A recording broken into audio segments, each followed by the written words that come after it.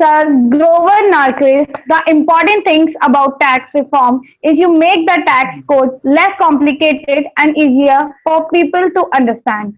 A very happy and charming afternoon to all the respected dignitaries, esteemed members of ICI, and the lovely cheerful viewers assembled here. I am Nupur Goyal. Welcome you all on behalf of the Sikasa Agra branch who provided us this wonderful opportunity to come together and witnesses this amazing webinar about the income tax basis assessment. Sometimes the assessee has to face difficulties from the tax officials. So, for the benefit of the such assessee, the government has started a faceless tax assessment. Previously, the assessee had to visit the office of the income tax department if there was an error in the return, and the same was in the case if there was a dispute with the rule. The system will be helpful for such a faceless tax assessment. Today's webinar is specially organized for understanding the new law. Hope everyone is excited to know about the same. From this, I would like to welcome our today's speaker, CA Abhishek Jain sir. Thank you. Now, I request CA Deepika Mittal ma'am, Chairperson, Sikasa Agra branch, to please deliver the welcome address. Over to Deepika ma'am. Thank you, Nupur Goyal, moderator of today's program. और आज का जो ये programme सिकासा Agra ने faceless assessment पर रखा है, उस प्रोग्राम में मैं सभी का बहुत बहुत स्वागत करती हूँ। हमारे साथ हमारे CIRC सिकासा चेयरपर्सन अतुल अग्रवाल जी जुड़े हुए हैं। सर, आपका बहुत बहुत स्वागत है। और सर इतना हमारा साथ देते हैं कि ऑन द वे हैं, कहीं जा रहे हैं, ट्रेवलिंग में हैं, फिर भी वो हमारे साथ हमारे प्रोग्राम में आए हैं। हमारे साथ हमारे आज के जो स्पीकर हैं सी अभिषेक जैन जी, वो साथ हैं। मैं उनका बहुत बहुत स्वागत करती हूँ। और सर, अभिषेक सर के बारे में मैं इतना कहना चाहूँगी कि ये हमेशा मेंबर्स के प्रोग्राम में जाते हैं। कल हमारे जो गुरु जी गिरीश आहूजा जी के साथ ये स्पीकर थे, और ये देखिए इनकी हम्बलनेस है कि ये मेंबर्स के प्रोग्राम के साथ भी मेंबर्स के होने मतलब स्टूडेंट्स के साथ भी प्रोग्राम हमारा कभी मना नहीं करते हैं। सर, मैं उसके लिए आपसे विशेष रूप से आपको धन्यवाद देना चाहूँगी और आपका स्वागत करना चाहूँगी। हमारे जो ब्रांच के चेयरमैन हैं शरद पालीवाल जी, मैं बहुत बहुत स्वागत करती हूँ। हमेशा लगातार प्रोग्राम्स चल रहे हैं, फिर भी ये कभी भी ऐसा नहीं करते कि मैडम मैं बिजी हूँ या अवेलेबल नहीं हूँ। हमेशा प्रोग्राम्स में आते हैं। और हमारी ये पूरी एनर्जेटिक जो सिकासा की टीम है, और हमारे सौरभ जी हैं, हमारे ट्रेजरर साहब हैं, उनका मैं बहुत बहुत स्वागत करती हूँ। और जो हमारी पूरी सिकासा की टीम है, साक्षी गोयल हैं, ललित अग्रवाल हैं, शिवम अग्रवाल हैं, और हमारे साथ कपिश अग्रवाल हैं। मैं पूरी टीम बहुत अच्छी तरीके से काम कर रही है। और हमारी आज की मॉडरेटर हैं नुपुर गोयल हैं। और एक और जो खुशी है, मुझे दो लोगों को आपको इंट्रोड्यूस कराते हुए मैं कराना चाहूँगी। हमारी वैष्णवी अग्रवाल और हमारे शिवम अग्रवाल, जिन्होंने आगरा का परचम लहराया है इंदौर में जाके, जो एक इंटर ब्रांच डिबेट कंपटीशन था, वहाँ ये दोनों स्टूडेंट्स आगरा का नाम ऊंचा करके आए हैं और वहाँ पर सेकंड पोजीशन होल्ड की है। दोनों ने अलग अलग of the motion against the motion में। तो मैं उन दोनों का भी बहुत वेलकम करती हूँ। और साथ में मैं जितने स्टूडेंट्स हमारे साथ हैं उन सबसे भी ये कहूँगी कि ये जो अपॉर्चुनिटी नहीं कि कोविड ने थोड़ा सा हमें कहीं ना कहीं रेस्ट्रिक्ट किया है, पर एक अपॉर्चुनिटी अगर हम देखें तो हमें एक अपॉर्चुनिटी भी दी है कि कहीं हो सकता है हम इंदौर जाके डिबेट कंपटीशन अटेंड नहीं कर पाते।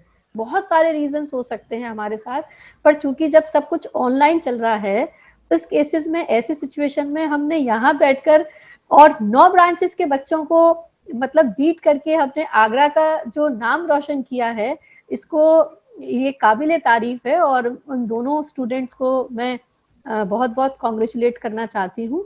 और इसी के साथ जितने भी हमारे अटेंडीज हैं वो थोड़ी सी संख्या और बढ़े, इसी आशा के साथ मैं बहुत बहुत सबका स्वागत करती हूँ। थैंक यू, नमस्कार। Over to moderator Nupur ji. Thank you so much, ma'am. We are truly touched by your words. Now we have among us Agra branch chairman CA Sharad Paliwal sir. I would like to request sir to please share his words of wisdom with us. Over to Sharat sir. Thank you Nupur.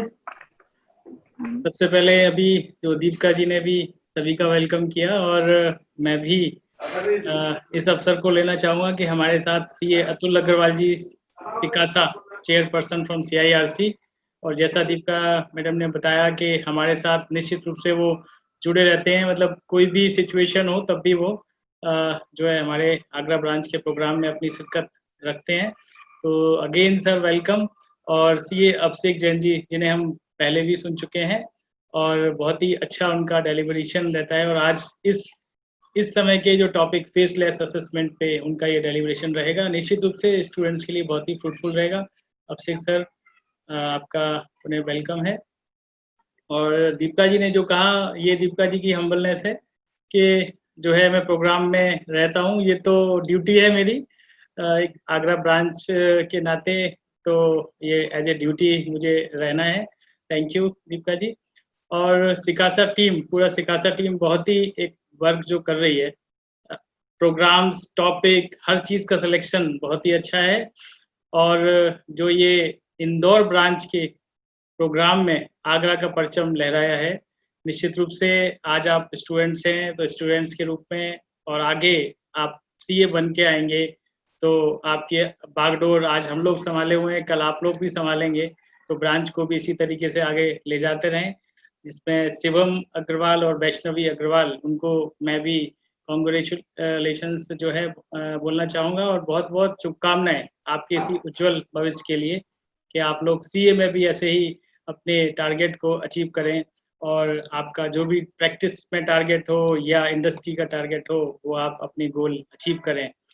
और धन कुबेर कोष के बिना तो कुछ भी संभव नहीं है, तो हमारे सौरभ जी हमारे साथ बने रहते हैं, उनका भी बहुत बहुत स्वागत भी है, धन्यवाद भी है।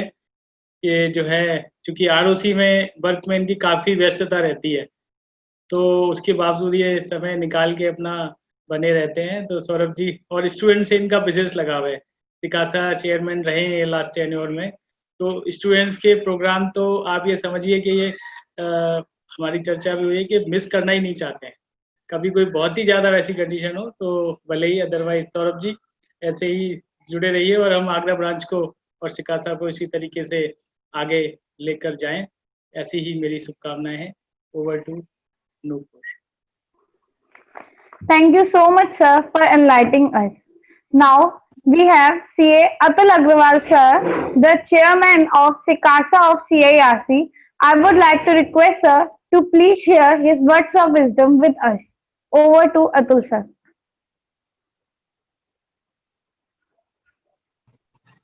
Thank you, Nupur. First of all, I would like to thank CA Deepika Mittal ji for inviting me for this particular webinar, especially on faceless assessment. Respected Chairman CA Sharat Paliwal ji, Deepika ji, Saurav Saxena ji, entire team of Sikasa Agra. I would like to congratulate the entire team of Agra branch, including Sikasa Agra, for getting this laurel in the shape of Vaishnavi and Shivam Agarwal, who won this debate competition, inter-branch debate competition. And it is all because of the efforts of the entire Sikasa team and Agra branch managing committee. Because of that, you all got these laurels, and I'm sure the students will do the wonders in future also, as these are the future of our profession as well. And very well said by Sharat ji that today this branch is being managed by Sharat ji and entire team. But in the time to come, this branch is required to be managed by the future chartered accountants. So really, once again, I would like to congratulate the entire team of Agra branch. My dear friend and very good speaker, C. Abhishek Jain ji, I always treat him as my guru as well, because he is a wonderful teacher as well, and he is a wonderful speaker. I'm sure the students might be remembering him while he was there in the last, he was educating about how to prepare for CA exams. And now today he is here to talk about the faceless assessment.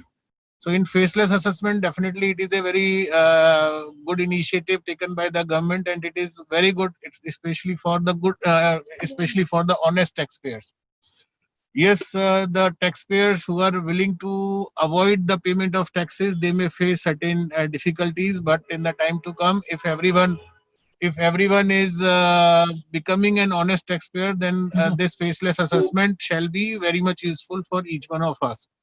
Important thing which we have to keep in mind, that while we are responding the notice of any assessing officer, we have to be very particular in responding that particular notice, because our drafting is more important, and I'm sure rest of the things Abhishek ji is going to cover. It would be my hard luck. I could not be there in the entire deliberation, as I am going in some Shok Sabha in Bulandshahr. So it would be difficult for me to be into the whole of the deliberation. But I am sure in later on I would be able to watch the video on YouTube, and as recording is already going on. So without taking much of the time, I once again congratulate the Agra branch and the students of Agra branch for such a wonderful deliberation, especially on faceless assessment. And it is really a great initiative taken by the Agra branch. So thank you very much once again, and uh, I hope that this deliberation shall be very much useful for each one of us. So thank you very much once again. Over to Nupur for further proceedings of the meeting. Thank you so much, sir, for addressing us. Next, we have CA Saurabh Narayan Saxena, sir, Treasurer, Sikasa Agra branch. I will request Saurabh, sir, to please say few words to all. Over to Saurabh, sir. Thank you MOC. सबसे पहले respected Atul sir, आपने इतना समय निकाला, और Atul sir से तो करीबन कांटेक्ट हुए 3 साल हो गए, और सर की कमिटमेंट ही है कि अभी इतने मुश्किल टाइम में भी कहीं जा भी रहे हैं, और रास्ते में आगरा के बच्चों को ब्लेसिंग्स के लिए अभी भी सर अवेलेबल हैं। Respected Paliwal sir, Deepika Mittal ma'am, और आज के स्पीकर अभिषेक जी, सबसे पहले मैं कॉन्ग्रेचुलेशन करना चाहूँगा हमारे जो दो स्टूडेंट, मुझे पता चला कि वैष्णवी और शिवम दोनों ने आगरा का नाम ऊंचा किया और इंदौर के प्रोग्राम में पार्टिसिपेट किया। ये आगरा के बच्चों की, आप हमारे आगरा के बच्चे हमेशा से ही, आप देखें कि पिछली बार शब्द और उनके पार्टनर का नाम मैं थोड़ा स्किप कर गया, वो इंटरनेशनल तक पे रिप्रेजेंट करके आए थे डिबेट में, आपको याद होगा। वो इंटरनेशनल शायद पाकिस्तान में था, तो वो शायद वो इंटरनेशनल रिप्रेजेंट इसलिए नहीं हो पाया, और उसी कड़ी में आज ये दोनों बच्चों ने भी इतना अच्छा परफॉर्म किया। तो आगरा के बच्चों के पे हमेशा ब्लेसिंग्स अच्छी रहती है, और होशियार भी हैं कि वो हमेशा से आगरा का नाम ही रोशन करते हैं। सेकंड, मैं अभी दीपिका मित्तल मैम से मेरी बात हो रही थी, अभी शरद सर भी कह रहे थे कि मैं बच्चों का प्रोग्राम स्किप नहीं करता हूँ। वो इसलिए भी है क्योंकि चक्कर क्या होता है कि सर, मैम से जब मैं भी सिखाता चेयरमैन था, तो मैम से मुझे बहुत सारी गाइडेंस मिलती थी, तो मुझे बहुत कुछ सीखने को मिला कि कैसे प्रोग्राम ऑर्गेनाइज करें, कैसे क्या करें। और अभी भी मैम मुझसे, हमारे मैम कभी कभी डिस्कशन कर लेते हैं टॉपिक को लेके, तो थोड़ा सा एक इंटरेस्ट आ जाता है, तो इसलिए पार्टिसिपेशन होना भी मैंडेटरी बन जाता है। बाकी मैं पूरी सिकासा टीम को कॉन्ग्रेचुलेट करना चाहूँगा, इतना अच्छा टॉपिक है, बिल्कुल लेटेस्ट टॉपिक है फेसलेस असेसमेंट, जो बहुत ही आपके काम आएगा, और बहुत अच्छा काम कर रही है सिकासा टीम। तो मेरी तरफ से आप लोगों को बहुत सारी शुभकामनाएं, और आई होप आज का सेशन भी पहले सेशन की तरफ से अच्छा है। Thank you. Over to you. Thank you so much, sir. We will always be grateful to you for your support and kindness. Moving forward, I would like to share a very famous quote delivered by Sir Ronald Reagan, former President, United States. A taxpayer is someone who works for the government but doesn't have to take a civil service examination, and without him, a country cannot survive. Now, since the stage is set, let us give a hearty welcome to our speaker and guide for today's session, CA Abhishek Jain, sir. Words are not enough to address a person with such a charming personality. Sir is a practicing chartered accountant who has been honored by various government, private, and social organizations for contribution in the field of taxation like Indian Post, BISIL, Honda, Trust, etc. Sir has delivered various seminars related to law, Atmanirbhar Bharat, and moreover, he is a motivational and public speaker. Sir has contributed in finalization of internal audit checklist published by ICI, as being the member of Internal Audit Standards Board ICI. Sir is an author and faculty for direct tax law and international taxation, tax management practices, and advanced tax law and practices. Sir has written articles for various magazines like ICI Journal, the CEO magazines, etc. Word describes emotion, but here words are barriers, as what Sir has achieved cannot be framed in a single sentence. Now, I would like to request CA Abhishek Jain sir to please start his deliberation. Over to Abhishek sir. Thanks a lot, Nupur, for such a wonderful words that you just put forward in front of us. And thanks a lot, Atul Agarwal sir, always be there as far as member is concerned, as far as student is concerned. I must say, even we can see in this particular situation, he is again ready to have and arrange a session for the benefit of the student, because as Sharad sir already said, they are hem of the institute even in due course. Right now we are the torch bearers of the Agra branch. Might possible they have they will be a torch bearer of Agra as well as for the nation as well. So it's again great words by the Sharad sir. Thank you, Sharad sir, and always thank you, Deepika ma'am. Always be there to support the students. और जब भी ऐसा मौका रहता है, even I have listened to her in the last my session, तो उनका जो perspective है towards the student and towards the future, it's absolutely clear what we need to do. Thanks a lot again, Saurabh sir, entire Agra branch for giving me opportunity to put forward my words related to faceless assessment before our future chartered accountant. Thanks to SICASA as well. They are doing wonders, I must say. And wonders absolutely. And now we have with us Vaishnavi and Shivam with us. Many congratulations to both of them. And we should not be very surprised, Deepika ma'am, reason Sharad sir and Atul sir, because one out of one wonders we have in Agra as well, Taj Mahal. So वहां से आगरा से wonders तो निकलते ही निकलते हैं, इसमें हमें surprise वाली बात होनी नहीं चाहिए. और we must proud on our student कि not even on the district level, national level, they have even make all of us proud. और इस तरीके का मोमेंट हम सभी के लिए बड़ा काफी एंथुसियास्टिक होता है. साथ ही साथ आने वाली जो जनरेशन है उनके लिए भी इट्स अगेन पाथ फाइंडर्स कि किस तरीके से हम एक जगह बैठ के even because of this particular pandemic. और ये बड़ी अच्छी बात दीपिका जी ने कही कि pandemic it's again blessing in disguise, कि कई बार क्या होता है कि हम फिजिकली मूवमेंट करना इट इज वेरी डिफिकल्ट. और माइट पॉसिबल मेरे लिए भी आगरा आना मुश्किल होता है. उसी तरीके से आगरा ब्रांच से स्टूडेंट का इंदौर के लिए पार्टिसिपेशन जाना माइट पॉसिबल कि वो डिफिकल्ट था. But still because of this particular opportunity that we have in this particular pandemic time, we have participated and won the prize for the Agra branch. Not even for the Agra branch, entire CIRC region, we must say. तो ये एक बड़ी बात है हम सभी के लिए. और in today's deliberation, I must start with the words.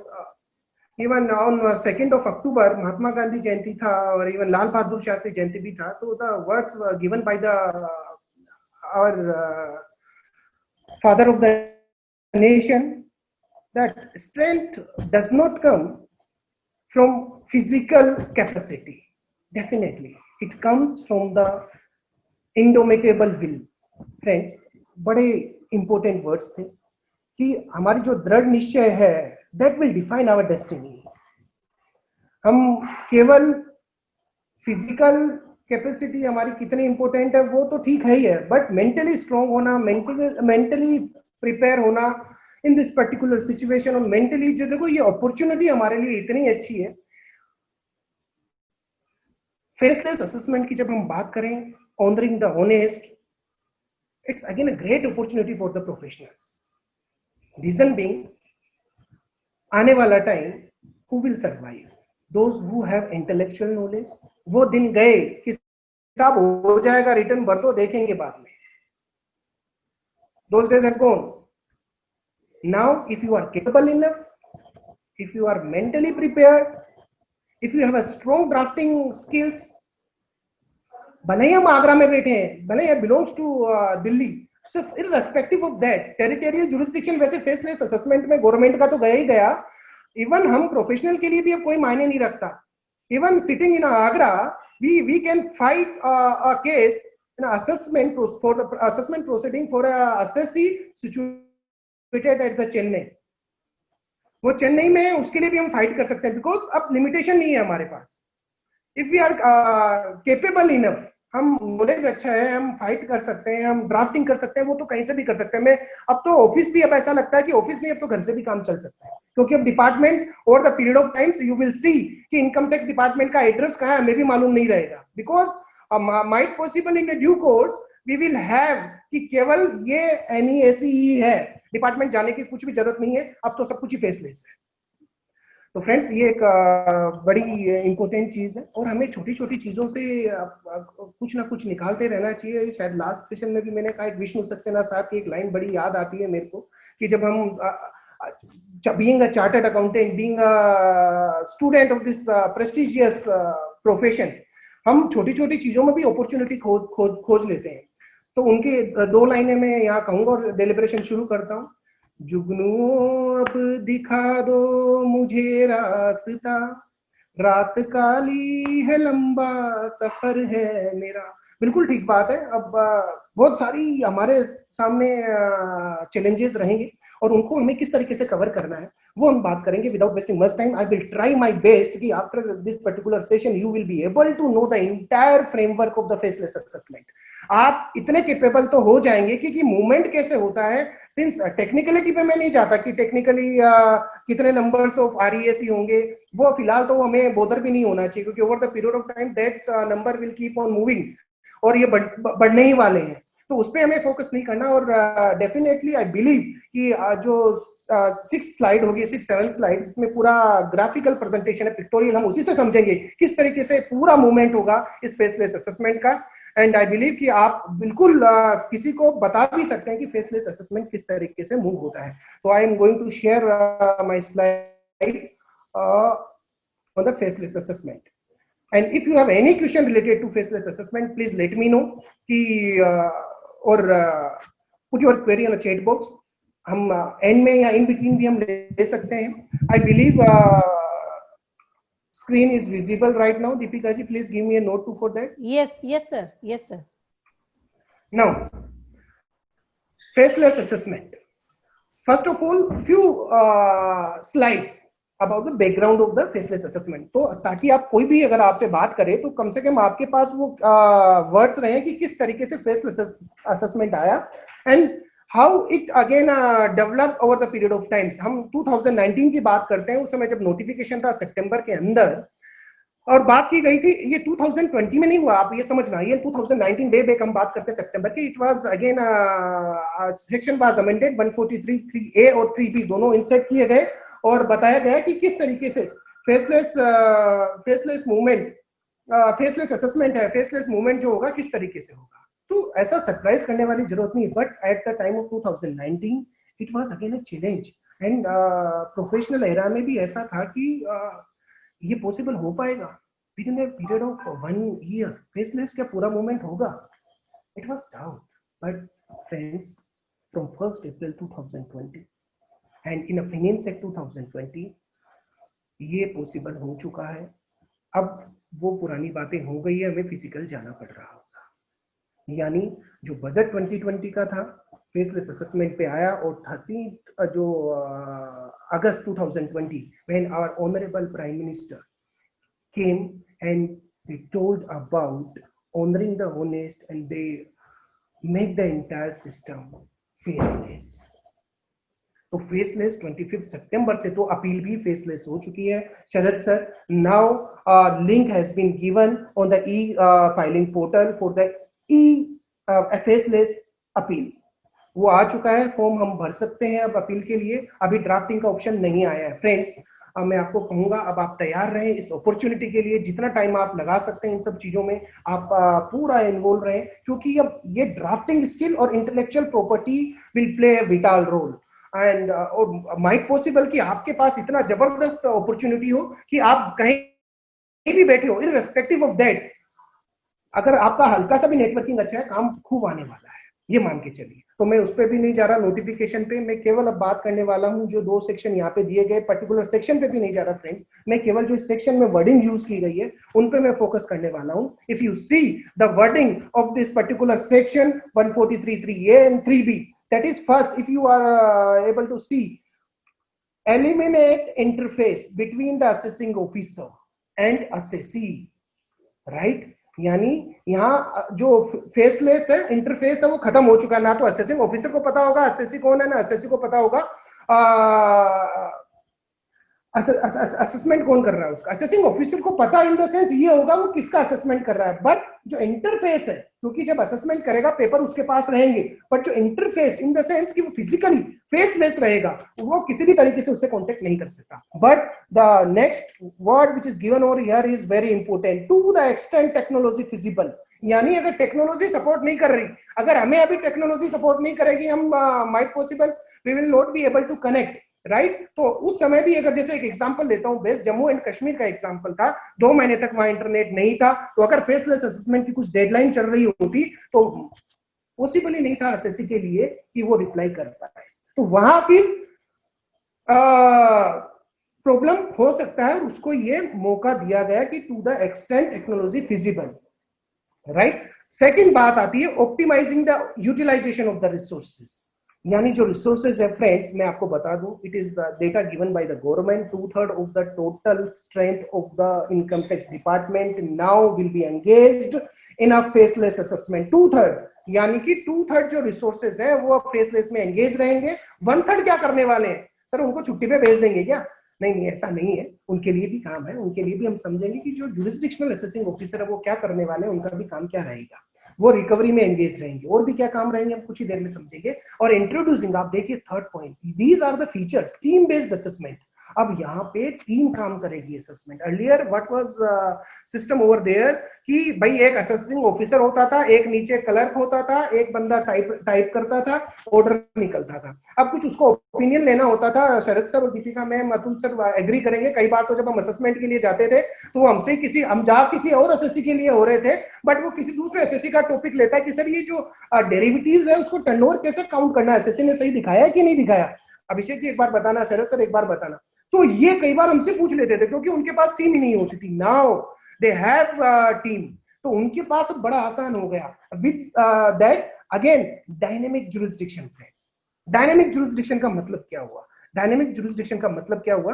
Dynamic jurisdiction का मतलब हुआ कि अब आप अगर दिल्ली में बैठा हुआ एसएससी है और उसका चेन्नई में कोई ऑफिसर असेसमेंट कर रहा है, उसको मालूम नहीं होगा, राइट? जुरिस्डिक्शन किसी को मालूम नहीं होगा, SSC as far as SSC is concern, उसको कोई जुरिस्डिक्शन मालूम नहीं होगा कि भाई कहाँ पे बैठा कौन सा बंदा। बेकुर क्वेश्चन आता है कि सर एक बार चेन्नई का जो ऑफिसर है उसने असेसमेंट कर दिया तो क्या हर साल वही रहने वाला है? नहीं, ऐसा भी नहीं है, क्योंकि ये जो डायनेमिक जुरिस्डिक्शन है based on random calculation by the NEAC और बेस्ड ऑन द एनालिटिकल जो डेटा होगी उनके बेसिस पे अलॉट किया जाएगा। और पूरा आर्टिफिशियल इंटेलिजेंस काम करेगा इसके अंदर, और किस तरीके से मूवमेंट होगा, इवन मैनुअली ये पॉसिबल नहीं होगा, वो ही अलॉट करेगा। तो ये एक पर्टिकुलर स्लाइड थी। हम आगे बढ़ते हैं, फीचर्स की बात करते हैं, and then we will move forward the graphical presentation, right? Feature interface between personal नहीं रहेगा डिपार्टमेंट और एसएससी के बीच में। सेकंड, जो एक सिंगल पॉइंट ऑफ कांटेक्ट जो पेड रहेगा वो रहेगा national e assessment centre, right? NEAC, right? तो एनईएसी रहेगा, उस पर मैं आ रहा हूं। एनईएसी क्या करने वाला है वो मैं आपको बताने वाला हूं कुछ ही देर में। जो नेक्स्ट स्लाइड है, dynamic jurisdiction, that I have told you कि किस तरीके से मूवमेंट होगा। जुरिस्डिक्शन पता नहीं होगा, टेरिटोरियल जो जुरिस्डिक्शन है वो अब जा चुका है, अब नहीं है, right? Now the selection of cases through data analysis and use of artificial intelligence, right? तो आर्टिफिशियल इंटेलिजेंस किस तरीके से काम करेगा कि किसी को कुछ मालूम नहीं है एसएससी का डेटा किस तरीके से मूव हो रहा है, कौन कौन सी यूनिट्स है, वो यूनिट्स के बारे में भी मैं be with me and you will be able to grasp the entire thing. तो वो मैं नेक्स्ट स्लाइड में आपको बताने वाला हूं। एंड अब असेसमेंट जो होगा वो असेसिंग ऑफिसर बोला नहीं जाएगा, अब असेसमेंट यूनिट बोली जाएगी, ये टर्म्स यूज की गई है। नाउ अब हमें क्या करना है फ्रेंड्स, और आप भी जानते हैं, आप भी सीए ऑफिसेज में काम कर चुके हैं, हमें कुछ कोर्स ऑफ एक्शन लेने पड़ेंगे। दैट इज सबसे पहले हमें ईमेल आईडी और कॉन्टेक्ट नंबर अपडेट करने पड़ेंगे। अदरवाइज क्या होगा, अगर हम अपडेट नहीं करेंगे, क्योंकि नोटिस अब वो दिन गए कि फिजिकली मूवमेंट होगा नोटिस का, उसके घर पे आएगा, नहीं डिलीवर हुआ दोबारा आएगा, डाकिया नोट करेगा, ऐसा नहीं है। अब through by E communication mode होगा, इलेक्ट्रॉनिक कम्युनिकेशन मोड होगा, उसके अंदर ही ईमेल के थ्रू, एसएमएस के थ्रू और एक मोबाइल ऐप जो आने वाली है कुछ ही समय पे, उस पे सारे असेसमेंट की पूरी कहानी लिखी हुई होगी और वहीं से अपलोड होगा, वहीं से आप नोटिस देख सकते हो। नाउ अब मैंने आपको पहले भी बताया, अपॉर्चुनिटी हमारे लिए बहुत बड़ी है। जो ड्राफ्टिंग क्वालिटी प्रेजेंटेशन हमारा अगर अच्छा होगा तो no doubt sky is the limit, right. Third, submit prompt reply. Friends पहले क्या होता था, शायद आप भी गए होंगे, नहीं गए, कई बार हमें जाने का टाइम नहीं मिलता, हम एडजॉर्नमेंट ले आते थे कि सर एडजॉर्नमेंट दे दीजिए, 2 बार चले गए, फिर भी ले आते थे, 3 बार भी ले आए, सर अब की बार तो दे दो, अगली बार मैं सबमिट करता हूँ। एसएससी समझता नहीं, उसके पास डेटा पता नहीं कैसे मैनेज किया हुआ, अभी पूरी इंफॉर्मेशन आई नहीं है, we are under compilation, so please allow us to give us adjournment for the this date. तो वो हम एडजॉर्नमेंट ले आते थे। But friends mind it, now in this system you will get the adjournment, right? No doubt, but adjournment कहाँ तक, right? ये एक बड़ा क्वेश्चन हो जाएगा, adjournment कहाँ तक, कि भाई 1 बार ले लिया, 2 बार ले लिया, अब वो डिपार्टमेंट आपकी सिंपैथी पे नहीं जाएगा, वो बोलेगा 2 बार सीधा शो कॉज नोटिस आएगा कि क्यों ना हम 144 में चले जाए, आप जवाब ही नहीं दे रहे, राइट? बेस्ट जजमेंट असेसमेंट कर दें हम। तो ये एक पर्टिकुलर, तो क्योंकि विंडो भी जो ओपन होगा रिप्लाई के लिए, that will be open for only 15 days, right? You must say, तो वो 15 डेज के अंदर if you are not able to submit, automatically 15 days के बाद में विंडो बंद हो जाएगा and you will not be able to reply the notice. तो ये हमें प्रॉम्प्ट रिप्लाई करना पड़ेगा। नाउ गुड स्कैनिंग इक्विपमेंट, हमें रिप्लाई सबमिट करना है, तो it will be again our duty कि भाई हमारे पास स्कैनिंग डॉक्यूमेंट अच्छे हो, हम प्रॉपर ड्राफ्टिंग करें ताकि विजिबल हो, सामने वाले को पता लगा समझ में ही नहीं आ रहा क्या स्कैनिंग किया, वो एक बार और मांगेगा, तो फिर हो सकता है कि उसके इंप्रेशन गलत हो कि भाई वो बताना ही नहीं चाह रहा है, तो हमें प्रॉपर रिप्लाई करना पड़ेगा। फ्रेंड्स नाउ पिक्टोरियल प्रेजेंटेशन, तो we will understand the entire theme through by picturisation और and flow of the process in a very effective way. Transition plan start कहां से हुआ वो आप भी जानते हैं, सबसे पहले मैनुअल असेसमेंट। अब होता क्या था, बड़ा इंटरेस्टिंग काम, अगर किसी सेलिब्रिटी का, गुंडास का कोई असेसमेंट चालू है, तो it was very difficult for assessing officer to make the addition। अब वो एडिशन करे कैसे, किसी बड़े गुंडा का चल रहा है, यूपी में बैठा है, बहुत बड़ा गुंडा है, नाम से ही कांपते हैं, एफआईआर ही दर्ज नहीं होती, समझ रहे हैं, यूपी के अंदर उस गुंडे की। अब उसका असेसमेंट चालू है तो एडिशन करे कैसे, वो असेसिंग ऑफिसर सोचता है कि 4 एडिशन कर दिए मैंने, उसके पास शाम को फोन आएगा, सर नो वरी 4 बंदे बैठे हुए हैं बाहर, आप जब निकलो तो मिल लेना। अगर वो बोलता है 5वां एडिशन है, नो वरी सर 5वां भी भेज दूंगा, वो आप पूरी खातिरदारी करेंगे आपकी। तो it was again a very threatening और इंटिमिडेशन प्रॉपर तरीके से उस एओ का होता था कि डर लगता था कि भाई एडिशन करूं कि नहीं करूं। नाउ वो टाइम निकल गया। उसके बाद में एक सिचुएशन आया, ईमेल असेसमेंट, आपने भी देखा होगा। क्या हुआ, एक बटन दिया गया, do you want opt E assessment, तो यस, तो वो क्या, हम एक मेल वहां पे आती थी, मेल जो पहुंचती थी वो ईमेल किसको पहुंचती थी, जब हम रिप्लाई देते थे और इवन सबमिट भी करते थे पोर्टल पे। आप सब जानते हैं, और नहीं जानते मैं बताता हूँ। हुआ क्या था, पहले मैनुअल असेसमेंट था, उसके बाद में ई असेसमेंट का एक पायलट प्रोजेक्ट किया गया। उसके अंदर क्या हुआ, उसके अंदर प्रॉपर एक टेप दिया गया ऊपर, do you want E assessment, हम यस करते थे तो वहां अपलोड करने का ऑप्शन आता था डॉक्यूमेंट। हमने अपलोड किया, पर वो कहाँ सबमिट होते थे, क्या फेसलेस असेसमेंट था, कहने को ई असेसमेंट था, बट वो उसी जुरिस्डिक्शन में जाता था जिस जुरिस्डिक्शन में एसएससी का जो वार्ड रहता था, सर्किल रहता था, यानी वहीं पे पहुंचता था। मेरे को पता था, being a chartered accountant, SSC को पता था कि मेरा असेसमेंट कौन कर रहा है। कई बार वो डॉक्यूमेंट नहीं मिलते तो हम फिजिकली भी दे आते थे कि सर ये संभालो, even though it was faceless, कहने को ई असेसमेंट था कि भाई अब हमें जाना नहीं पड़ रहा, पर हमें पता था हमारा असेसमेंट कौन कर रहा है। तो वहां पे फिर ऑनरिंग द ऑनेस्ट वाली कहानी खत्म थी। बट नाउ अब क्या हुआ, अब क्या हुआ, ई किस में चेंज हो गया, एफ में। E is now change to F. यानी फेसलेस असेसमेंट। फेसलेस असेसमेंट जैसे मैंने आपको बताया, किसी को कुछ मालूम नहीं होगा कि आगरा में बैठा एक असेसी है, उसका असेसमेंट कौन कर रहा है। Sharad sir will not be able to know कि उनके एसएससी को जो नोटिस आया है, दीपिका मैम को नहीं पता लगेगा कि उनकी एसएससी को जो नोटिस आया है वो आया तो है डिपार्टमेंट से, पर उसका असेसमेंट कौन कर रहा है, राइट? कुछ मालूम नहीं। Now case will be finalise based on the merits कि भैया आपके पास क्या आंसर है, ये नोटिस दिया गया है, उसी की तरीके से रिप्लाई होना है, राइट? तो हम नेक्स्ट अब आगे बढ़ते हैं। तो ये तो बात थी फेसलेस असेसमेंट की ट्रांजिशन प्लान की। नाउ द नेक्स्ट हम पहुंचते हैं कि स्ट्रक्चर क्या रहेगा फ्रेंड्स। बिफोर मेरी जो मेन स्लाइड इस स्लाइड के बाद में है, उससे पहले आप ये चीज बड़ी ध्यान से समझना कि एक्चुअली इस फेसलेस असेसमेंट के पिलर क्या है। हमारे पास कौन कौन से ऐसे अहम किरदार हैं जो फेसलेस असेसमेंट को वाकई में फेसलेस बनाने वाले हैं। Without that we will not be able to know कि होना क्या है इस पर्टिकुलर फेसलेस असेसमेंट के अंदर, राइट? तो अब फेसलेस असेसमेंट का जो पहला किरदार है that will B NEAC, national e assessment centre. आप ये समझना, एक पेड़ है नेशनल ई असेसमेंट सेंटर, और उस पेड़ की कई ब्रांचेस निकलेंगी जो इसको कंट्रोल करेंगी। उन ब्रांचेस को हम क्या बोलेंगे? Regional E assessment centre, right?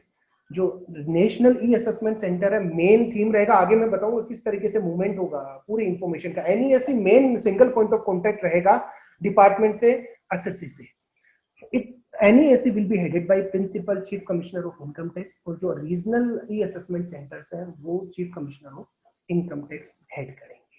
बहुत सारे रीजनल असेसमेंट रहेंगे और कीप ऑन मूविंग, हम बढ़ते ही जा रहे हैं। जो अर्लियर नोटिफिकेशन था इतने बनेंगे, उस पर हम डिस्कस करने का मतलब भी नहीं है, क्योंकि आने वाले टाइम पे बहुत सारे रीजनल ई असेसमेंट सेंटर्स होंगे हमारे सामने to make this particular process of faceless assessment a great success.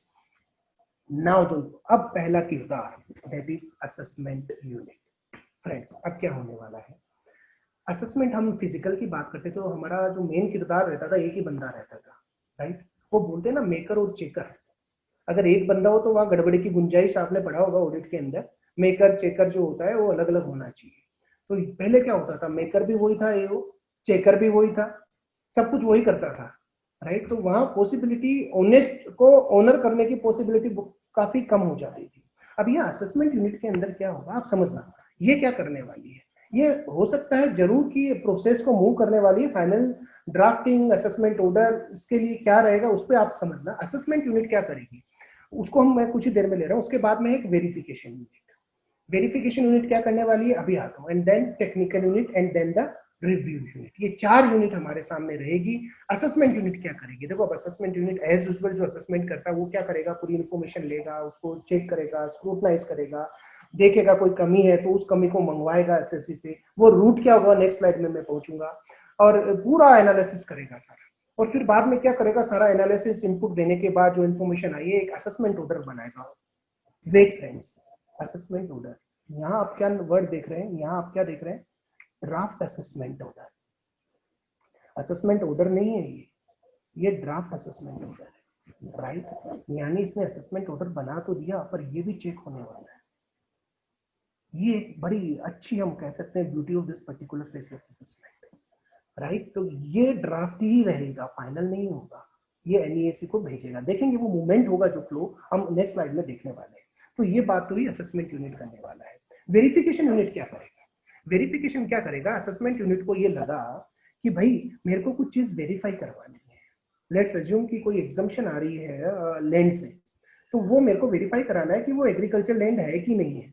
पहली बात तो लैंड है कि नहीं है, कम से कम वेरीफाई तो पता लगा बालकनी में गोभी होगा कि एग्रीकल्चर इनकम बनाई जा रही है। आप समझ रहे हैं, मेरे ख्याल से आप समझ गए होंगे। तो ऐसा तो नहीं है, तो वेरिफिकेशन कौन करेगा? असेसमेंट यूनिट को कोई लेना देना नहीं है। असेसमेंट यूनिट क्या करने वाला है, वो तो एक रिक्वेस्ट करने वाला है वेरिफिकेशन यूनिट को कि भाई आप मेरे को तो वेरिफिकेशन करवा दो, एक रिपोर्ट दे दो साहब, मेरे को इन पर्टिकुलर स्टेटमेंट रिकॉर्ड करवा दो, आप कुछ भी करवा दो। क्योंकि स्टेटमेंट जो रिकॉर्ड होते हैं एसएससी के वो किसके थ्रू होंगे, वेरिफिकेशन के थ्रू। वेरिफिकेशन कौन करेगा? वेरिफिकेशन यूनिट करेगी, वीडियो कॉन्फ्रेंस करेगी, एसएससी से जो भी रिकॉर्ड होगा देगी रिकॉर्ड करके। नाउ अब आता थी टेक्निकल यूनिट। पहले क्या होता था फ्रेंड्स, कोई एग्जामिशन वार्ड में बैठा हुआ एक असेसिंग ऑफिसर है, 4-5 साल तक वही काम किया, अब उसका मूव कर दिया गया कंपनी वार्ड के अंदर, अब वो कंपनी का असेसमेंट कर रहा है। अब उसको पता ही नहीं कि भाई पहले तो मैं एग्जामिशन वार्ड में बैठा था, कंपनी के लिए 115 BA क्या है, BA-B क्या है, BA-C क्या है, उसकी कंडीशंस क्या है, बड़ी एकदम विचित्र स्थिति है उसके लिए। अब उसको तो करना तो बंदे को खुद ही पड़ता था, भले ही किताबें पढ़े। अब क्या है, अब ऐसा नहीं है। अब कहीं भी टेक्निकली डिफिकल्टी आती है, किसको, असेसमेंट यूनिट को, आप समझना, तो वो किसको बोलेगा, वो बोलेगा सीधा टेक्निकल यूनिट को कि भैया मदद कर दो। सीधा नहीं बोलने वाला, मैं फिर बताता हूँ, फ्लो हम नेक्स्ट जाने वाले हैं नेक्स्ट स्लाइड के अंदर। तो वो टेक्निकल असिस्टेंस किससे लेगा, टेक्निकल यूनिट से। And might possible they have issue related to transfer passing, they have issue related to ICBS, वो कुछ भी इशू हो सकता है, तो वो सब मदद कौन करने वाला है, टेक्निकल यूनिट। अब आप देखो काम कितना हल्का हो गया इस असेसमेंट यूनिट का। पहले AO अकेला बैठा बैठा ड्राफ्टिंग भी करता था, ऑर्डर भी निकालता था, टेक्निकली देखता भी था, सब कुछ कर रहा था। अब काम बट चुका है, राइट। अब बात आती है रिव्यू यूनिट क्या करेगी सर। अब रिव्यू यूनिट जो इसने असेसमेंट यूनिट ने जो ड्राफ्ट असेसमेंट ऑर्डर बनाया है, ये ड्राफ्ट असेसमेंट ऑर्डर मूव कर सकता है NEAC रिव्यू यूनिट को कि भैया चेक कर लो, कुछ गड़बड़ी तो नहीं है, कुछ पॉइंट छोड़ तो नहीं दिए गए, कुछ जिसके बेसिस पे नोटिस दिया गया वो इंक्लूड किए कि नहीं किए, आप चेक कर लो और फिर हमें बताओ। कहीं एसएससी को ज्यादा हरासमेंट तो नहीं हो रहा, चेक कर लो आप। तो ये रिव्यू यूनिट ये काम करने वाली। Friends, might possible you will B now have idea कि किस तरीके से मूवमेंट होने वाला है। मूवमेंट इन द सेंस क्या क्या पिलर हैं, क्या क्या ऐसे किरदार हैं जो इस असेसमेंट को मूव करने वाले हैं। मूवमेंट तो मैं अभी नेक्स्ट स्लाइड में लूंगा, यानी 6 आप देख सकते हैं, 4 तो हमारे पास यूनिट्स रही और 2 कंट्रोलिंग अथॉरिटी रही, REAC और NEAC, जिसमें से मेन हेड कौन है, NEAC, national e assessment centre. Now much awaited slide, B with me friends and believe me, इस स्लाइड के बाद में आपके लिए फेसलेस असेसमेंट अनजान नहीं रहेगा। And with the flow arrow के साथ में किस तरीके से मूवमेंट होगा, you will be able to know. इसके बाद में एक स्लाइड लेने वाला हूं। ये तो स्लाइड क्या है कि मूवमेंट कैसा है, main movement. Next slide, tax payer और NEAC मूवमेंट कैसे होगा, नेशनल ई असेसमेंट के साथ में जो एक्सचेंज होगा इंफॉर्मेशन का through bye electronic means, right. आप देखिए इंटरनेट है, ईमेल है, SMS है, सॉफ्टवेयर भी आने वाला है, आप समझिए एक एप्लीकेशन आने वाली है कुछ ही दिनों में, वो भी इसमें एक अहम किरदार होगी। ये टैक्स पेयर केवल कॉन्टेक्ट किससे कर सकता है, NEAC से। आप एरो देखिए, इधर भी है और इधर भी है। NEAC इससे करेगा, ये इससे, बाकी फिर इंफॉर्मेशन आएगी कैसे। तो यहाँ पे बात आती है फिर NEAC के बाद में और कौन कौन से ऐसे यूनिट्स रहेंगे, जैसे कि 4 यूनिट्स हमने पढ़े। REAC जो रीजनल असेसमेंट सेंटर के साथ में जो काम करेंगे नीचे, वो कौन सी 4 यूनिट है आपस में, ये देखिए चारों यूनिट अवेलेबल है। अब ये यूनिट्स क्या सीधा एसएससी से कांटेक्ट कर लेगी, नो, नॉट एट ऑल, नहीं करने वाली। तो क्या होगा, अब आप देखिए इंफॉर्मेशन का फ्लो। NEAC इससे कांटेक्ट कर सकता है, ये NEAC से कांटेक्ट कर सकती है। NEAC वेरिफिकेशन यूनिट से जा सकता है, वेरिफिकेशन NEAC से आ सकता है। टेक्निकल यूनिट से जा सकता है और NEAC से आ सकता है। रिव्यू यूनिट NEAC से ही बात करेगी आपस में और NEAC रिव्यू से बात करेगा। कहीं आपको ऐसा दिख रहा है कि असेसमेंट यूनिट वेरिफिकेशन यूनिट के पास चली गई, वेरिफिकेशन टेक्निकल या रिव्यू ने सीधा कांटेक्ट कर लिया हो एसएससी को? ऐसा कहीं नहीं है, आप समझिए, कहीं नहीं होने वाला है। सब केवल बीच में जो मैं बोल रहा हूं पिलर है वो NEAC है, यही काम करने वाला है। आपको थोड़ा समझ में आया होगा अभी है क्या। अब तो मेन चीज समझने वाली ये है कि अब क्या होने वाला है। अब आप समझिए बिल्कुल, ये 4 चीजें मैं ऑलरेडी आपको बता चुका हूं कि नो ह्यूमन इंटरफेस रहेगा, डायनेमिक जुरिस्डिक्शन रहेगा, टीम बेस्ड वर्किंग रहेगी एंड फंक्शनल स्पेशलाइजेशन रहेगा। फंक्शनल स्पेशलाइजेशन क्या है ये देखिए। फंक्शनल स्पेशलाइजेशन, कई बार ऐसा भी आया, क्वेरी भी पूछे सर फंक्शनल स्पेशलाइजेशन का मतलब क्या है। फंक्शनल स्पेशलाइजेशन हम बात करते हैं कि जो ये टेक्निकल यूनिट है इसका फंक्शन क्या है, टेक्निकल असिस्ट करना है कि नहीं। फंक्शनल स्पेशलाइजेशन, इसको कोई मतलब नहीं है वेरिफिकेशन से, वो वेरिफिकेशन यूनिट काम करने वाली है, ये तो टेक्निकल असिस्टेंस देगी। इसके पास केवल टेक्निकल हेल्प के लिए पहुंच सकते हैं। वेरिफिकेशन यूनिट वेरिफिकेशन का काम करेगी, जो फंक्शन जिसको दिया गया रिव्यू यूनिट रिव्यू का काम करेगी, वो उसमें स्पेशलाइज्ड होगी। जो फंक्शन जिसको दिए गए उसमें स्पेशलाइजेशन सबका रहेगा. This is called the functional specialisation. Now the main theme of this particular assessment, faceless assessment flow. Be with me friends. अब क्या होने वाला है आप देखना, वन बाय वन हम समझेंगे पूरा फ्लो. सबसे पहले कहानी कहां से शुरू होगी? NEAC. NEAC क्या करेगा? नोटिस इशू करेगा. किसको करने वाला है नोटिस? देखो फ्लो देखना, एरो के साथ में टैक्स पेयर को, एसएससी को, कि भैया आप 15 दिन का टाइम आपको दिया जाता है, आप रिप्लाई करें. एक बार कर दिया नहीं जवाब, विंडो बंद. 2 बार कर दिया नहीं जवाब, विंडो बंद. 3 बार कर दिया आप जवाब नहीं है, शोकोज नोटिस आएगा. बोल देंगे कि साहब हम 144 में आपका कर रहे हैं. यानी बेस्ड जजमेंट असेसमेंट. वो आप हो सकता है आपने पढ़ा हो या आगे पढ़ने वाले. बेस्ड जजमेंट असेसमेंट क्या होता है? अगर इन्फॉर्मेशन डिपार्टमेंट के पास नहीं आती प्रॉपर टाइम पे, मैं एकदम लेमन लैंग्वेज में बता रहा हूँ, तो डिपार्टमेंट के पास तो जो इन्फॉर्मेशन अवेलेबल है उसके अकॉर्डिंग ही असेसमेंट उसका टेक्स्ट निकाल देता है. नाउ अब एसएससी क्या करता है? रिप्लाई करता है 15 दिन के अंदर. हम मानते हैं समझदार एसएससी, क्योंकि अब ऑनरिंग द ऑनेस्ट वाली बात आती है तो एसएससी को समझदार बनना ही पड़ेगा, और कोई ऑप्शन नहीं है. अब वो क्या करेगा? रिप्लाई करेगा. किसको करेगा?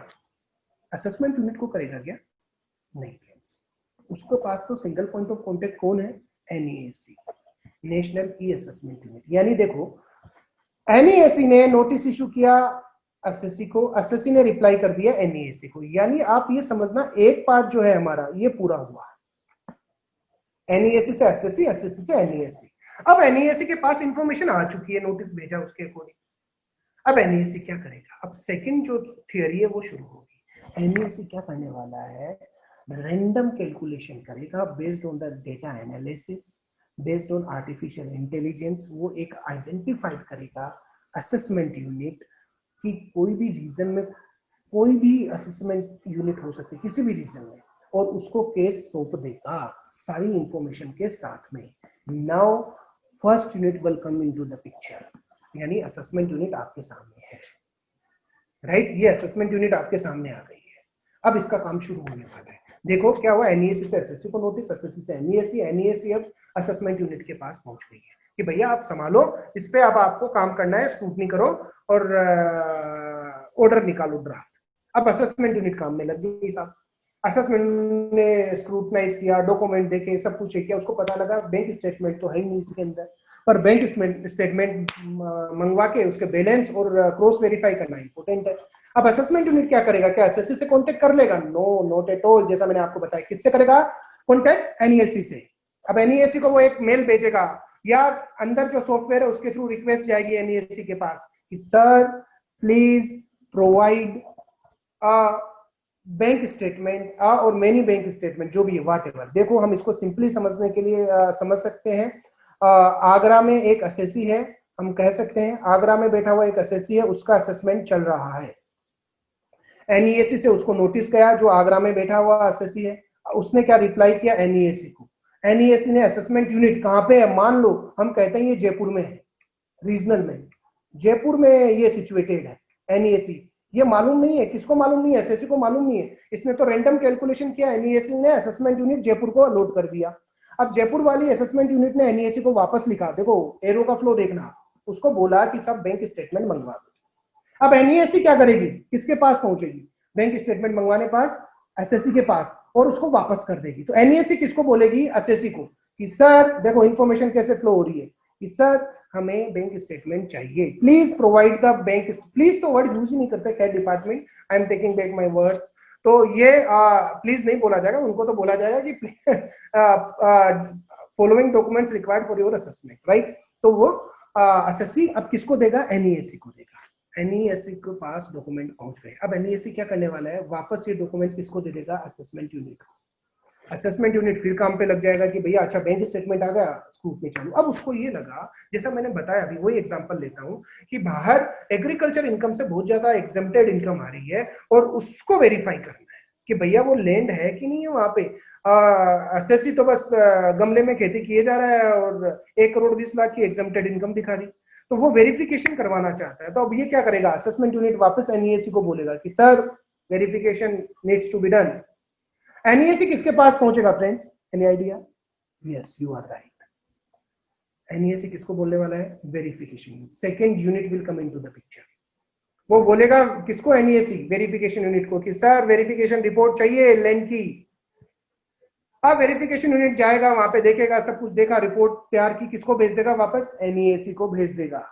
एनईएसी वापस असेसमेंट यूनिट को भेज देगा। अब वापस काम पे असेसमेंट यूनिट लग गए।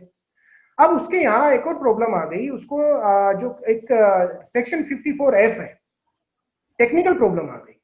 उसमें एसएससी, आपको पता होगा, प्रोविजन बोलता है कि लॉन्ग टर्म कैपिटल गेन कोई भी रेजिडेंशियल यूनिट के अलावा जो आप सेल करते हैं उस पर फिर आप रेजिडेंशियल यूनिट लेते हैं तो 54F पे एग्जम्पशन मिलता है हमें कैपिटल गेन। अब क्या हुआ, अब एसएससी, और उसमें एक कंडीशन और है, ऑलरेडी जब आप इन्वेस्ट कर रहे हो केवल एक से ज्यादा रेजिडेंशियल यूनिट होनी नहीं चाहिए। ठीक है, एसएससी के पास एक रेजिडेंशियल यूनिट थी, उसने बताया, बट उसने जब इन्वेस्ट किया उसने एक ही फ्लोर पे 2 फ्लैट ले लिए और बीच में से दीवार तोड़ दी। अब वो बोल रहा है साहब ये तो एक ही रेजिडेंशियल यूनिट है। अब असेसमेंट यूनिट टेक्निकल पॉइंट पे फंस गई कि भाई अब एग्जामिशन दें कि नहीं दें। उसने कहा एनईएसी को कि सर हमें मदद चाहिए। एनईएसी किसके पास पहुंचेगा, टेक्निकल यूनिट। ये now third unit will come into the picture friends. वो टेक्निकल यूनिट क्या करेगी, अब मदद करेगी कि भैया केस लो देखेगी, वहां कंपिटेंट बंदे बैठे हुए हैं, सब देखेंगे कई हाई कोर्ट के जजमेंट आए हैं।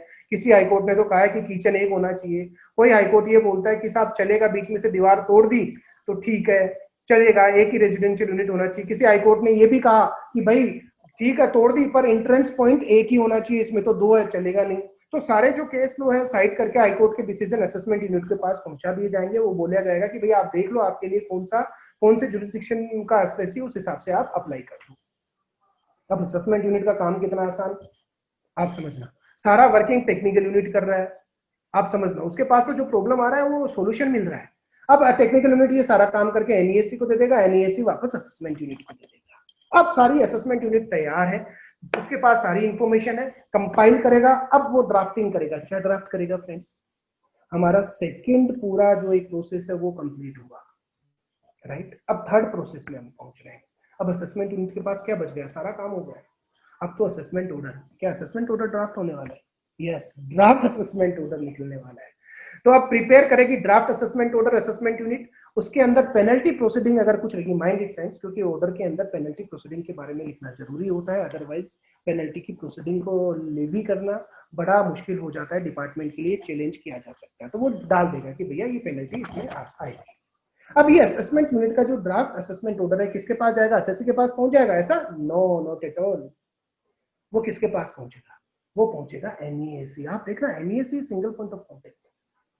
एनईएसी क्या करेगा, अब देखेगा उसको असेसमेंट ऑर्डर को, एक रिस्क मैनेजमेंट स्ट्रेटेजी है, लोग कंफ्यूज भी होते हैं इसमें कि ये क्या है सर। और असेसमेंट ऑर्डर को फाइनलाइज करने से पहले एनईएसी उसको देखेगा, वो देखेगा कहीं बहुत ज्यादा हाई पिच पे असेसमेंट तो नहीं हो रहा, काफी डिमांड निकाल दी, या कहीं ऐसा तो नहीं है कि जिस पॉइंट पे नोटिस किया गया, इशू किया गया था, वो पॉइंट ही कवर नहीं हुए। तो ये सारे रिस्क कवर करेगा उसके अंदर कि कोई रिस्क तो नहीं है। और वो देखने के बाद क्या करने वाला है एनईएससी, क्या करने वाला है, उसको लगा कि ये ड्राफ्ट ऑर्डर रिव्यू के लिए भेजना है। किसको भेजा जाएगा, किसको भेजा जाएगा, review unit. Fourth unit will come into the picture, review unit. देखो फ्रेंड्स, चारों यूनिट का काम हम समझ चुके हैं by this pictorial presentation, graphical presentation. Review unit क्या करेगी, अब देखेगी अरे इसमें तो केस लो ही नहीं है, इसको सपोर्ट करना चाहिए था केस लो के साथ, 4 साल से ज्यादा का केस, रीजन रिकॉर्ड करने चाहिए थे, वो रिकॉर्ड भी नहीं आ रहे डॉक्यूमेंट के साथ। तो रिव्यू यूनिट क्या करेगी, कुछ सजेशन देगी। किसको देगी, अब यही बात है, किसको देगी, वो रिव्यू यूनिट कोई सजेशन है, कोई भी सजेशन मॉडिफिकेशन है किसमें, ड्राफ्ट असेसमेंट ऑर्डर में। तो वो ड्राफ्ट असेसमेंट ऑर्डर कहाँ जाने वाला है, वो ड्राफ्ट असेसमेंट ऑर्डर किसके पास जाएगा फ्रेंड, वेट, किसके पास, यस, एनईएसी के पास। एनईएसी के पास उसको बोला जाएगा कि सर मॉडिफिकेशन है। अब एनईएसी क्या करेगा, खुद ही मॉडिफिकेशन करने वाला है, नो, वो तो इतना कॉम्पिटेंट है ही नहीं। वो इसको वापस भेजेगा कहाँ, असेसमेंट यूनिट। वेट फ्रेंड्स, अब पुरानी वाली असेसमेंट यूनिट के पास नहीं जाएगा, अब यहाँ एक और नई असेसमेंट यूनिट के पास ये इंफॉर्मेशन भेज दी जाएगी, क्योंकि वो पुरानी पे ही भेजेगा, वो तो फिर उसी कहानी में लग जाएगा जो उसने बनाई थी। फिर नई असेसमेंट यूनिट, अब देखो ट्रांसपेरेंसी, देखो अगर उसने जानबूझ के ऐसा किया, गलत किया, तो वो न्यू असेसमेंट यूनिट इसको देखेगा। उनको किसको मालूम नहीं है आपस में कि एसएससी को मालूम नहीं है असेसमेंट यूनिट कौन सी, वेरिफिकेशन यूनिट को मालूम नहीं है असेसमेंट यूनिट कौन सी, किसी को कुछ मालूम नहीं। अब ये नई असेसमेंट यूनिट अपना काम करेगी, वापस से देखेगी ड्राफ्ट असेसमेंट ऑर्डर को, अपने इनपुट देगी और किसको देने वाली है, फ्लो देखना आप, एनईएसी को। अब एनईएसी क्या करेगा, एनईएसी क्या करेगा भाई, ठीक है आपका, अब उसको लगा कि अरे भाई कुछ देना पड़ेगा किसको, एसएससी को, चेक करने के लिए कि भाई कहीं उसको हाई पिच पे असेसमेंट तो नहीं हो रहा, प्रेजुडिशियल टू द एसएससी तो नहीं हो रहा। या क्या हो सकता है, रिव्यू यूनिट के पास गया, कोई सजेशन नहीं है, तो किसके पास जाएगा, एनईएसी के पास, बराबर है। वो एनईएसी भाई कोई सजेशन ही नहीं है हमारे पास, रिव्यू यूनिट के पास अगर है तो वो नई यूनिट के पास चला जाएगा, अगर नहीं है तो एनईएसी के पास कि भाई सही है, एकदम सही है ड्राफ्ट असेसमेंट ऑर्डर, आप प्रोसीड करो। अब एनईएसी क्या करेगा, एनईएसी देखेगा कहीं हाई पिच पे असेसमेंट तो नहीं हो रहा, तो जुडिशियल टू द एसएससी तो नहीं है, तो वो क्या करेगा, एक अपॉर्चुनिटी ऑफ हियरिंग किसको दी जाएगी, एसएससी को दी जाएगी। फ्रेंड्स यहाँ ध्यान रखना, बहुत अच्छा इंपॉर्टेंट इन्होंने ये पैरामीटर डाला है कि एसएससी को फाइनल ऑर्डर होने से पहले पिक्चर में ले आए कि भैया देख लो आपका ये ड्राफ्ट असेसमेंट ऑर्डर है, क्योंकि फ्रेंड्स बहुत इंपॉर्टेंट है। कई बार ऐसा होता है, मैं ऐसा कई बार फेस कर चुका हूँ कि जब डिस्कशन होता था किसी और मैटर पे होता था और हम तैयार रहते थे कि पेनल्टी इतनी आएगी, जैसे कि एक लॉन्ग टर्म कैपिटल गेन 1038 का केस था जिसमें उन्होंने कहा जी हम ये अलाउ नहीं करेंगे because of the certain issue. ठीक है, मैंने कहा, वो मान नहीं रहे, एसएससी को बोला इतनी लायबिलिटी आएगी, अपील में देखेंगे। ठीक है, एसएससी तैयार था, पर पता है उन्होंने क्या किया, जब फाइनल ऑर्डर आया, ऑर्डर के अंदर उन्होंने, वो तो ठीक है वो पॉइंट तो था एडिशन में, उसके साथ साथ उन्होंने जो इक्विटी शेयर परचेज किए थे उनके सोर्स पे भी डाउट क्रिएट कर दिया कि भाई सोर्स ही नहीं है इनके पास, पैसे कहां से आए, उस पर भी एडिशन मार दिया। Now it's again a quantal situation, ना उगलने को ना निगलने को। अब एसएससी करे क्या, सर अपील फाइल कर दो, अरे अपील फाइल करने के लिए 20% अमाउंट डिपॉजिट करना पड़ता है, और कई बार समटाइम आप सब एग्री करेंगे कि 20% भी इतना ज्यादा होता है। वो एसएससी बोलता है साहब कोई लोन देने को तैयार नहीं है, गवर्नमेंट की स्कीम तो बहुत है पर भगा देते हैं हमें, मैं पैसा भरूं कहां से। तो ये एक और सिचुएशन, तो ये बड़ा वेलकम स्टेप है कि अब किसके पास आएगा ऑर्डर ड्राफ्ट बन के आएगा, किसके पास, एसएससी के पास। अब एसएससी देखने वाला है, भैया देख लो, वो अपने सीए को दिखाएगा, रिप्रेजेंटेटिव को दिखाएगा, ऑथराइज्ड रिप्रेजेंटेटिव। अब उसको ऐसा लगा कि यार यहाँ तो एडिशन बहुत ज्यादा बन रहा है, हमें तो ऑब्जेक्शन रेज करना चाहिए कि सर ऐसा तो है ही नहीं, हमने तो सारे डॉक्यूमेंट दिए हैं, आपने चेक नहीं किए। तो एसएससी रिस्पॉन्स करेगा कि भैया कोई चेंजेस है, एसएससी बोलेगा साहब चेंजेस करना है, रिस्पॉन्स आना है, तो फिर वापस कहाँ जाएगा, आप देखिए फ्लो, वापस फ्लो कहाँ जा रहा है, एनईएसी के पास पहुंच जाएगा। अब एनईएसी क्या करेगा, वापस उसी प्रोसेस में असेसमेंट यूनिट को भेज देगा कि भैया चेक करो, एसएससी ये काम ये कह रहा है, राइट। फिर चेक होगा तो उसको लगेगा फिर वापस वही प्रोसेस कि भैया वापस एसएससी के पास आ जाए। अब एसएससी क्या कहता है कि I am okay with that, अब कोई दिक्कत नहीं है। या जब असेसमेंट यूनिट ने इसको दिया और नॉर्मल एडिशन लग रहे हैं, उसमें कुछ ज्यादा नहीं दिख रहा, तो एनईएसी क्या करेगा, एसएससी को लगेगा कोई मॉडिफिकेशन नहीं है, तो क्या होगा, फाइनल ऑर्डर रिलीज हो जाएगा, फाइनल ऑर्डर रिलीज हो जाएगा, फाइनल असेसमेंट ऑर्डर। फ्रेंड्स यहाँ एक और इम्पोर्टेंट बात आप सभी को मैं बता दूं, जब यहाँ पे जब अपॉर्चुनिटी दी जाएगी, पहली बात सर अपॉर्चुनिटी ऑफ हियरिंग, तो मतलब आमने सामने जाना पड़ेगा, ऐसा तो बढ़िया है सर, यहाँ तो अपॉर्चुनिटी लो हियरिंग की। आपने इतनी प्रोसेस जबरदस्ती बताई, आप तो सीधा बता दें कि एसएससी ऑब्जेक्शन कर दे, हियरिंग चालू, तो हम तो वहीं जाएंगे, कहाँ दिमाग लगाएंगे। वेट, अब डिपार्टमेंट क्या बोलता है कि साहब हियरिंग तो होगी पर वीडियो हियरिंग होगी, और कौन करेगा, आरईएसी के सेंटर बना दिए जाएंगे जगह जगह, वहां जाओ, वीडियो रिकॉर्डिंग करो, हियरिंग करो, अपना इशू समझाओ और वहां दे दो, वो अपने आप ही टेक केयर करेंगे, कहाँ पहुंचानी है अपने आप पहुंचा देंगे। इतना आसान नहीं है, राइट। तो ये रिस्पॉन्स अगर एसएससी के साथ नहीं करता कुछ भी, तो वो फाइनल ऑर्डर में चला जाएगा, राइट। अब ये फाइनल ऑर्डर किसके पास जाने वाला है, फर्स्ट एसएससी के पास, कॉपी एक किसके पास जाएगी, एसएससी के पास कि भैया ये फाइनल ऑर्डर है, और एक कॉपी किसके पास जाएगी, now jurisdictional AO will come into the picture. मतलब जो जुरिस्डिक्शन, जो आगरा में बैठा एओ जो है, आगरा में बैठा जो एओ है, उसके पास सारी इंफॉर्मेशन जाने वाली है।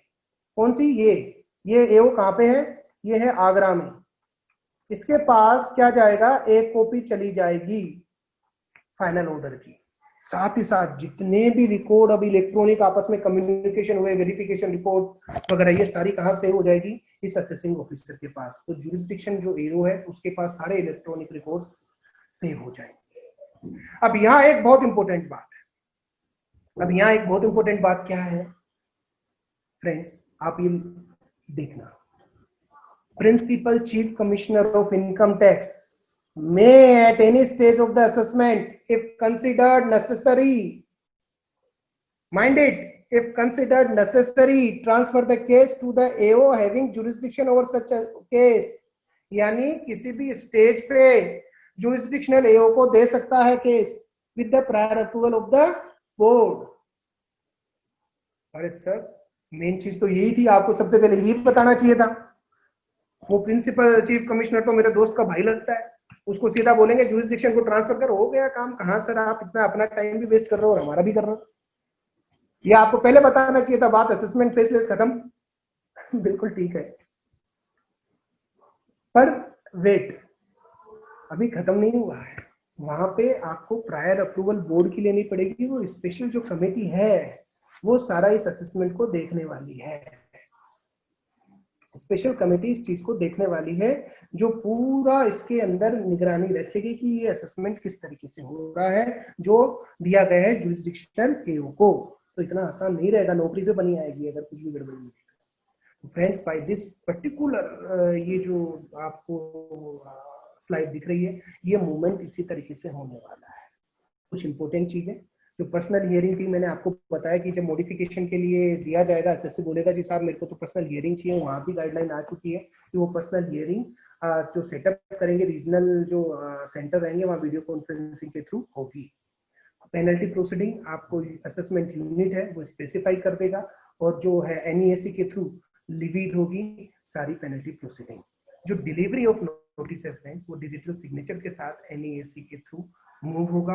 पहले क्या होता था, जो नोटिस आते तो ऊपर लिखा हुआ होता था कि from the office of the income tax department, ये वार्ड, ये बंदा। अब ऐसा नहीं होगा। अब क्या होगा, सीधा एनईएसी लिखा हुआ होगा। आप देखना, तो नोटिस आ भी चुके हैं, असेसमेंट 18-19 के सभी के पास आ गए होंगे, तो उनके रिप्लाई अब हमें ई रिप्लाई करने हैं, फेसलेस रिप्लाई करने हैं।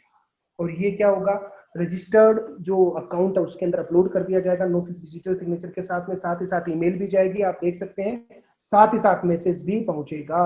और अगर सॉफ्टवेयर चालू हो गया मोबाइल ऐप, तो उसमें भी सारा नोटिफिकेशन आने वाला है। और बिना डिन के, यानी डॉक्यूमेंट आइडेंटिफिकेशन नंबर के कोई डॉक्यूमेंट आता है तो वो इनवैलिड हो जाएगा, जैसा कि हम जानते हैं ये प्रोविजन पहले से ही एप्लीकेबल है। अब बात आती है जो शुरू में भी हम डिस्कस कर रहे थे, जुरिस्डिक्शनल ऑफिसर करेगा क्या। अब जुरिस्डिक्शनल ऑफिसर क्या करेगा, उसका काम क्या रहेगा, सबसे इंपॉर्टेंट जो जितने भी डॉक्यूमेंट आए हैं वो उसी के पास सेव रहेंगे। कलेक्शन, रिकवरी, डिमांड, रेक्टिफिकेशन अभी भी उसी के पास रहेगा। जो रेक्टिफिकेशन होता था कि कोई हमें रेक्टिफाई करवाना है असेसमेंट ऑर्डर या कुछ भी डिमांड रेक्टिफाई करवानी है, तो वो रेक्टिफिकेशन अभी भी उसी के पास रहेगा। अपीलेट ऑर्डर को इफेक्ट देने के लिए, यानी कोई हाई कोर्ट से, आईटीएटी से कुछ भी इंस्ट्रक्शन उस एओ के पास आए कि भैया ये ऑर्डर सही करना है या कुछ भी करना है, वो कर सकता है। और प्रोसिक्यूशन से जितने भी प्रोसीडिंग रहेगी वो जुरिस्डिक्शनल एओ के पास रहने वाली है। फ्रेंड्स, नेक्स्ट है कौन कौन से ऐसे केसेस हैं जो कवर नहीं होंगे। देखो, सर्च वाले केसेस कवर नहीं होंगे, इट इज मेंशन। पहले ऐसा था जब 2019 में आया कि 144, 147 नहीं कवर करेंगे। Now they are very much covered under this particular faceless assessment. 144 यानी कि बेस्ड जजमेंट असेसमेंट, जैसा कि मैंने आपको बताया, और 147 मतलब जो रीओपनिंग ऑफ केसेस होते थे उनके बारे में बात की गई, वो सब कवर है। नाउ इंटरनेशनल टैक्सेशन कवर नहीं होने वाला, serious fraud, major taxation evasion नहीं कवर होने वाले, वो फिर उसी तरीके से चलेंगे जैसे चलना चाहिए। जो ब्लैक मनी से रिलेटेड जो हमारा एक्ट है, फॉरेन इनकम एंड असेट से रिलेटेड अनडिस्क्लोज जो होती है, वो foreign money and imposition of tax act 2015 वो कवर नहीं होगा। जो प्रोविजन ऑफ बेनामी प्रॉपर्टी ट्रांजेक्शन एक्ट है वो कवर नहीं होने वाला है, राइट। तो ये सब कवर नहीं होने वाले हैं फ्रेंड्स। तो thanks a lot from my side. I believe कि आपको ये थीम, आई हैव ट्राइड कि आपको बहुत लेमन तरीके से आपको समझा पाऊँ कि ये जो फेसलेस असेसमेंट का जो प्रोसेस है वो किस तरीके से मूव होता है। और बहुत कॉम्प्लिकेटेड तरीके से मैंने कवर नहीं किया, बट एक सिंपल तरीके से कम आपको समझ में आए कि ये फेसलेस असेसमेंट का मूवमेंट किस तरीके से होने वाला है। If you have any doubt आप मुझको लिख सकते हैं। और जैसा कि बताया वीडियो रिकॉर्डिंग भी अवेलेबल रहेगी आगरा ब्रांच की, तो आप वहाँ भी देख सकते हैं। और Sharad sir, Deepika ma'am always available, Atul sir वो सभी अवेलेबल हैं आपकी मदद के लिए। किसी भी तरह की प्रॉब्लम हो, we will always be available with you. Thanks a lot from my side. Over to you Nupur, over to you Deepika. Sir आपने बहुत अच्छी तरीके से फेसलेस असेसमेंट को बहुत ल्यूसिड वे में समझाया है, और मेरे ख्याल से जितने भी स्टूडेंट्स यहाँ हमारे साथ हैं उन्होंने बहुत अच्छी तरीके से इसे समझा होगा। और मैं चाहती हूँ कि अगर कोई क्वेरीज किसी भी स्टूडेंट की हो उसको अच्छा, इसमें सर एक क्वेरी ये लिखी है क्वेश्चंस आंसर्स में, आप भी देख पा रहे होंगे। हाँ sir, what is the meaning of the numbers written after assessment unit? हाँ मैं बताता हूँ, शायद ये वो स्लाइड पे बात की जा रही है। वो नंबर्स केवल जो REAC के अंदर वो जो असेसमेंट यूनिट बनाई गई थी कि इतनी 95 वगैरह, तो मैंने आपको उसमें भी कहा वो जो 95 है या 46 है वो कीप ऑन मूविंग, वो अब आगे चल रही है, उससे वो इररिलेवेंट है हमारे लिए। बड़ा अच्छा क्वेश्चन दैट शोज कि आप अच्छी तरीके से देख रहे हैं उस पर्टिकुलर प्रेजेंटेशन को, आपने देखा भी और उसको आइडेंटिफाइड किया कि वो नंबर्स क्या है। वो नंबर्स एक काउंटिंग थी जो शुरू में भी आई थी और अब तो वो चेंज हो रही है। अभी भी आप देखो 29 को सितंबर को एक फिर कुछ ऑर्डर निकला है फिर डिपार्टमेंट की तरफ से कि अहमदाबाद को ये जो असेसमेंट, रीजनल असेसमेंट कुछ पावर्स दिए गए, कमिश्नर को काफी चेंजेस भी हुए, तो वो अब चेंज मूविंग है, तो उसमें हम इररेस्पेक्टिव उससे कोई हमें अभी ज्यादा ताल्लुक नहीं रखना है।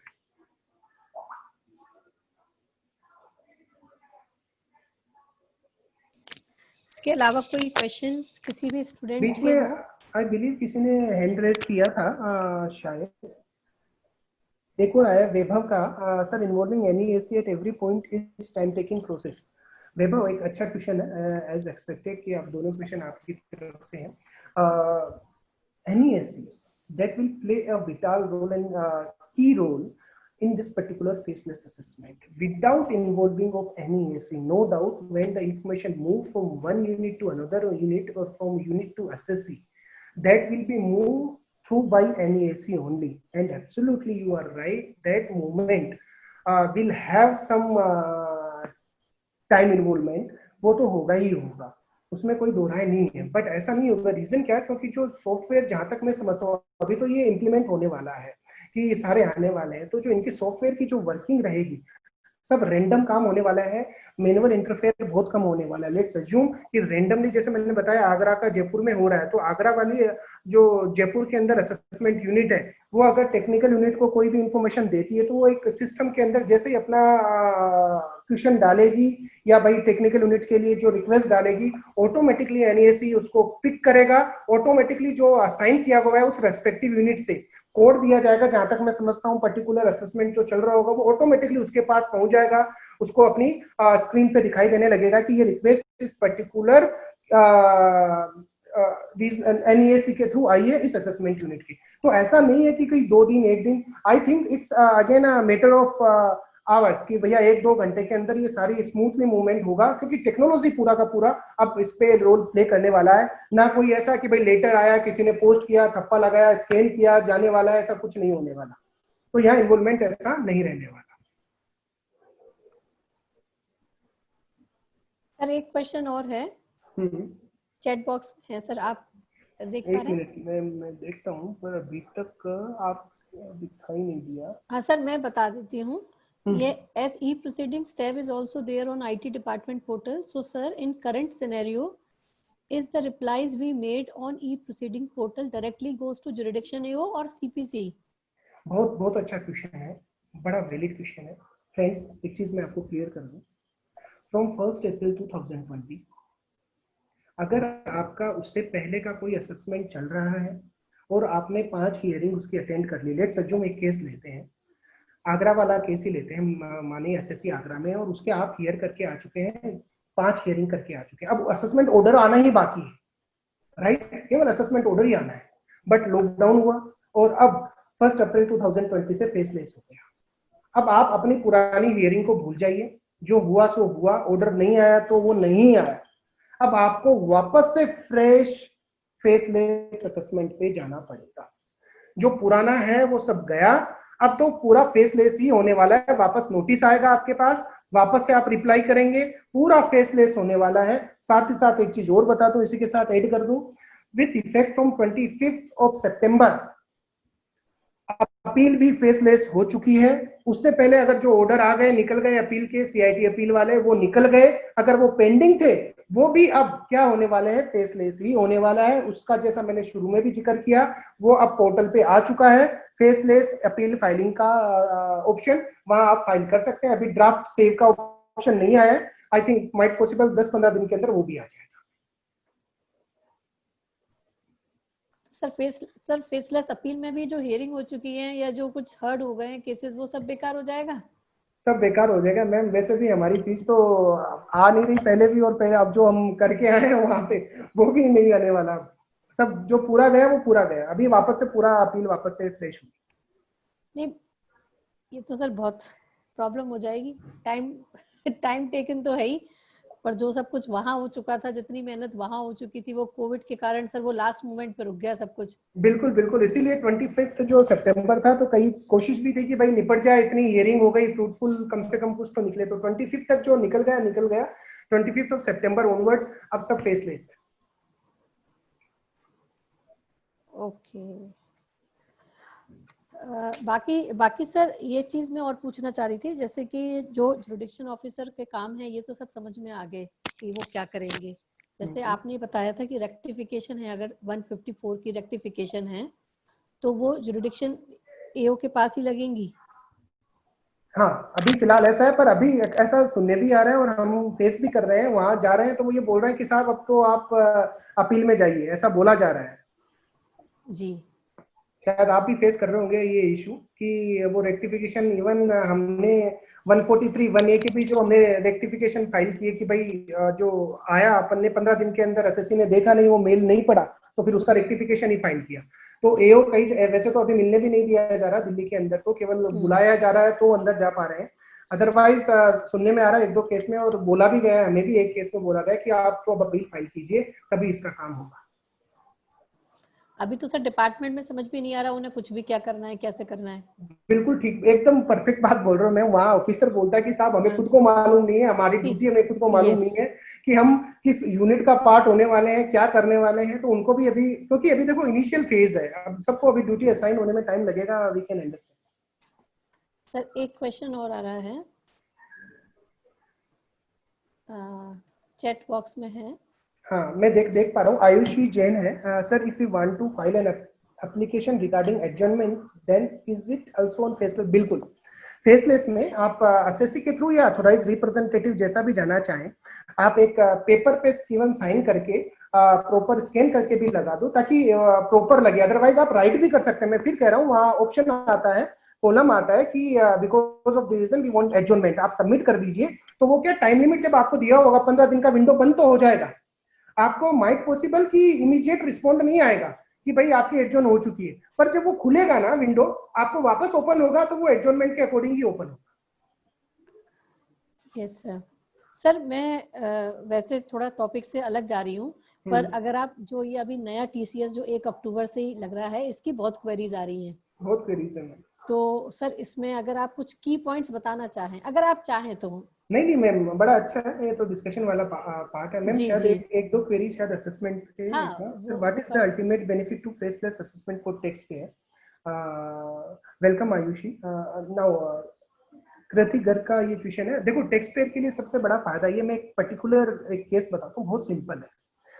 टर्नओवर एसएससी का स्टार्टअप था 27,000, उसने उस स्टार्टअप के लिए लोन लिया, दैट वाज 12 lakhs।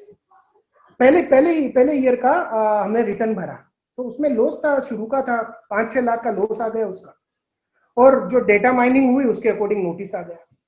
अब असेसिंग ऑफिसर बोलता है, अब उसके है ही नहीं कुछ करने को, वो बोलता आप तो अपील में, मेरे को तो भाई आप वेरीफाई वहां से, क्योंकि क्या जो इन्वेस्टर से जो लिए था वो इन्वेस्टर अपनी आईटीआर वगैरह देने में हिचकिचा रहा था, प्रॉब्लम कुछ भी नहीं थी। तो वो ये बोलता है कि लोन का सोर्स ही पता नहीं, मैं तो एडिशन करूंगा। जबरदस्ती का मतलब ऐसा कुछ नहीं था, उस पर्टिकुलर केस में कुछ भी नहीं था। अब अगर फेसलेस है तो हम अपन प्रॉपर लिख सकते हैं, असेसिंग ऑफिसर इवन उससे वेरीफाई भी करवा सकता है, और क्या वेरिफिकेशन यूनिट के थ्रू जो सामने थर्ड वाला बंदा है, समझ रहे हैं, जिसने दिया है, तो वो वेरीफाई भी करेगा क्योंकि उसने दिया है, भाई आप वेरीफाई करवा लीजिए सर, कोई तकलीफ नहीं है। तो वहां असेसी सेफ है। अब वो आप समझते हैं एक बार वहां जाने का मतलब क्या होता है, वो जबरदस्ती को कई बार असेसी के साथ हरेसमेंट होता है। अब ये चीजें नहीं होने वाली। मेन चीजें ये है जो ऑनेस्ट है, सही तरीके से काम करेगा, भैया मैं ये सारी बुक्स आप देखिए, आपको जो देखना है देखिए, अदरवाइज आप हम सभी जानते हैं कितनी भी सही बुक्स बना लो कहीं ना कहीं वो अटका देते थे। तो ये एक बेनिफिट तो होने वाला है।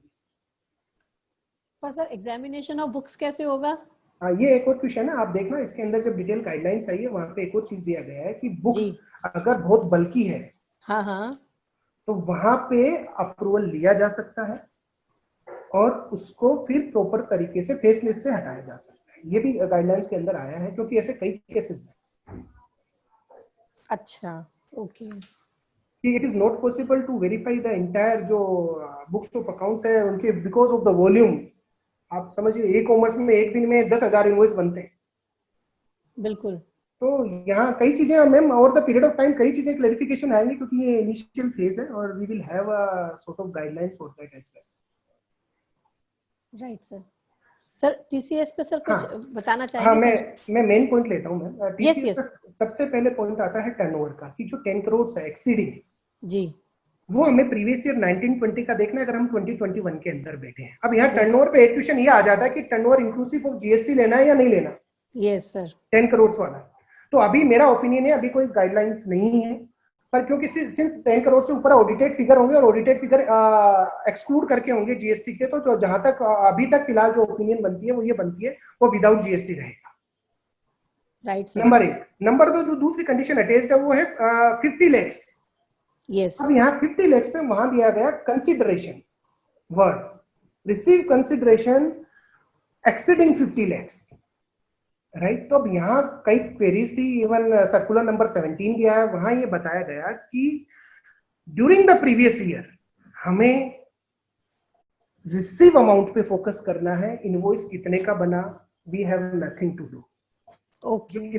50 lakhs है वो हमें रिसीव देखना है, उससे ज्यादा अगर किसी बायर का होता है, क्योंकि प्रोविजन क्या बोलता है, सेलर कौन होगा जिसका 10 करोड़ से ज्यादा टर्नओवर होगा, माइंड इट, रिसीव पे नहीं जाना। अब वो किस पे टीसीएस चार्ज करेगा, वो आया बायर।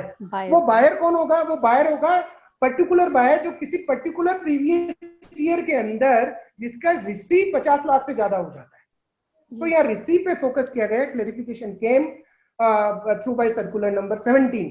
तो ये एक बात क्लियर है। अब ये बात आती है 50 lakhs एक बार लग गया तो हर साल उस पर टीसीएस चार्ज करना नहीं, हर साल 50 lakhs की लिमिट हर साल अलग अलग देखी जाएगी। तो टीसीएस, अब क्वेश्चन ये आता है टीसीएस चार्ज कलेक्ट करके करना कैसे, मेथड क्या इनवॉइस पे चार्ज कर दे, क्योंकि वहां कुछ स्पेसिफाई नहीं है। तो इनवॉइस पे चार्ज कर दे हम, तो इनवॉइस पे हम कर सकते हैं। दो मेथड है, either charge on the invoice और बाय इशूइंग डेबिट नोट। अब इसमें हमारे लिए सहूलियत क्या रहती है, असेसी वाइज हमको देखना पड़ेगा। अगर हम इनवॉइस पे लेते हैं तो हमें क्या करना पड़ेगा, अब ये टीसीएस चार्ज किस पे होगा, इंक्लूसिव ऑफ जीएसटी। क्योंकि रिसीव पे जब बोला, इसका मैं आपको बैकग्राउंड भी बताता हूँ, अगर रिसीव पे नहीं रहता तो प्रॉब्लम क्या हो जाती, अगर इनवॉइस वाइज रहता तो बड़ा टिपिकल काम हो जाता। अगर इनवॉइस वाइज मेंटेन करना है तो अभी हमारे क्लाइंट ही मेंटेन नहीं करते किस इनवॉइस का कैसा पैसा है, किस इनवॉइस का कितना पैसा है, तो ये तो फिर नेक्स्ट टू इम्पॉसिबल टास्क था, सब हाथ खड़े कर देते। तो गवर्नमेंट ने कहा आपको भूल जाओ, अब 1 अक्टूबर के बाद जो भी अमाउंट रिसीव हो रहा है, अब 1 अक्टूबर के बाद, माइंड इट मैम, ऑन और आफ्टर 1 अक्टूबर 50 लाख। अब ये 50 लाख की लिमिट, मैं आता हूँ इनवॉइस पे भी आता हूँ, क्योंकि अब जब आई गए हमको पूरे साल की देखनी है, यानी 1 अप्रैल 2020 से 31 मार्च 2021, 50 लाख का क्राइटेरिया पूरे साल का देखना है। ठीक है। अगर 30 सितंबर तक 60 लाख रिसीव हो गए जी, तो क्या हमें टीसीएस चार्ज करना है 1 अक्टूबर को? यस, क्योंकि 50 लाख की लिमिट पूरी हो गई। कितने पे चार्ज करना है? 60 लाख तक चार्ज नहीं करना है, नहीं, क्योंकि वो 30 सितंबर से पहले आए हैं।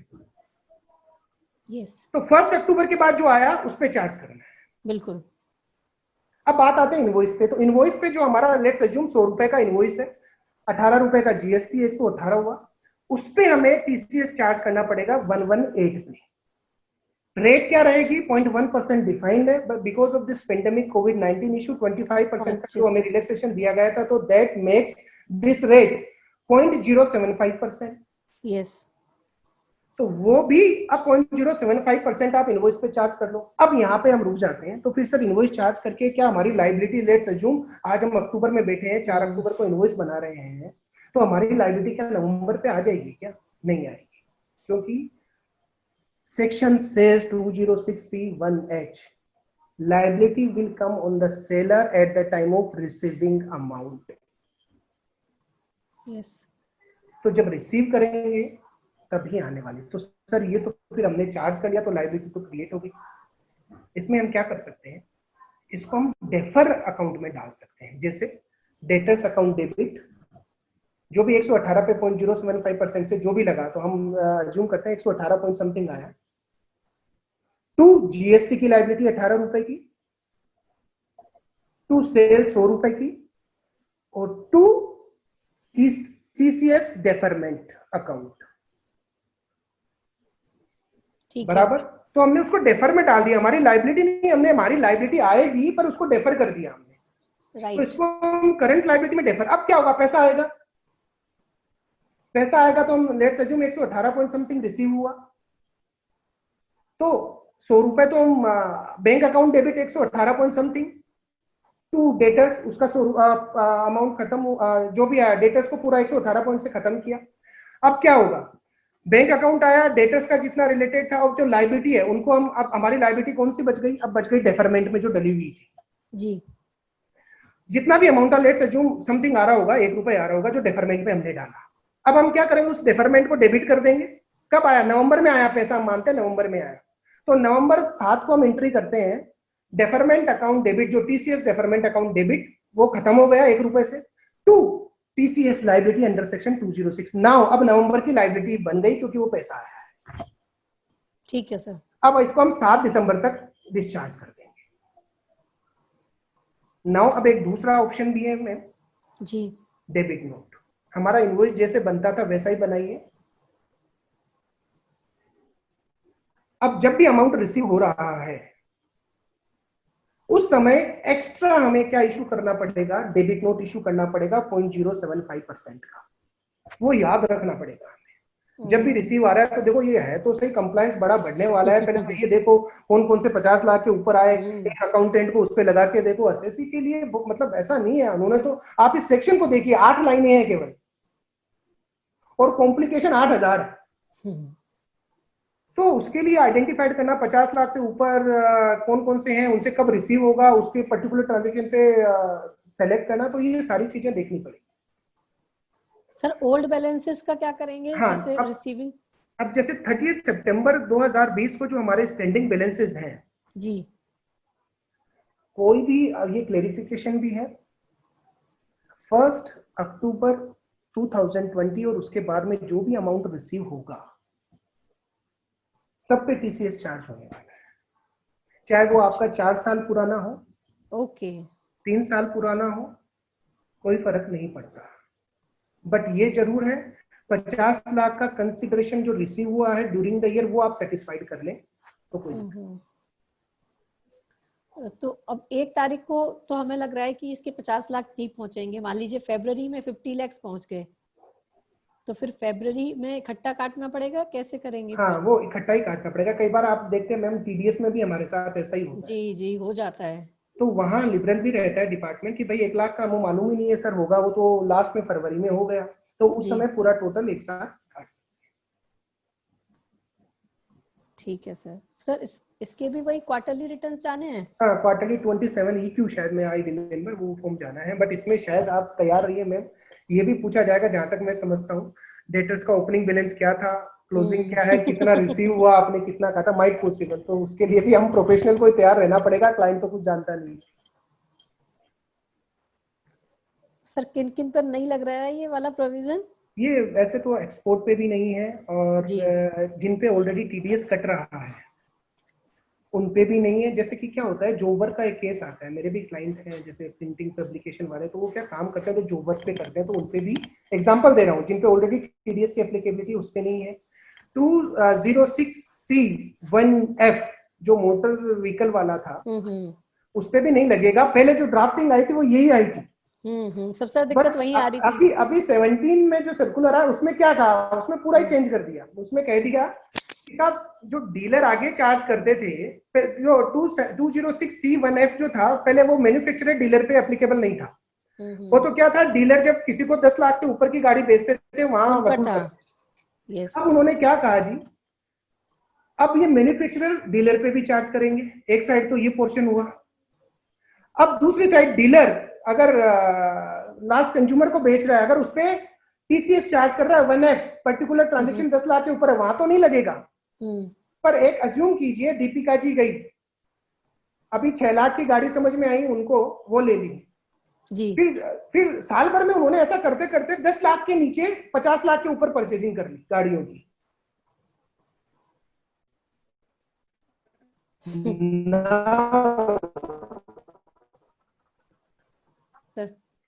हाँ मैम, वो 206(1F) वाली बात कर रहे थे, तो उसमें क्या दीपिका जी ने अगर 50 लाख टोटल करके ड्यूरिंग द ईयर अगर परचेज कर लिया तो फिर वो 206C1H एप्लीकेबल हो जाएगा। तो इस तरीके से 1F पे भी नहीं है, 1G पे भी नहीं है, जो अभी हमारा आउटसाइड के लिए जो अप्लाई किया गया था, जो बाहर ट्रेवलिंग जो ऑप्शन देते हैं उनके लिए, तो 1G 1F दोनों पे एप्लीकेबल नहीं होगी। तो इस तरीके से एप्लीकेबिलिटी इन सब चीजों पे नहीं है।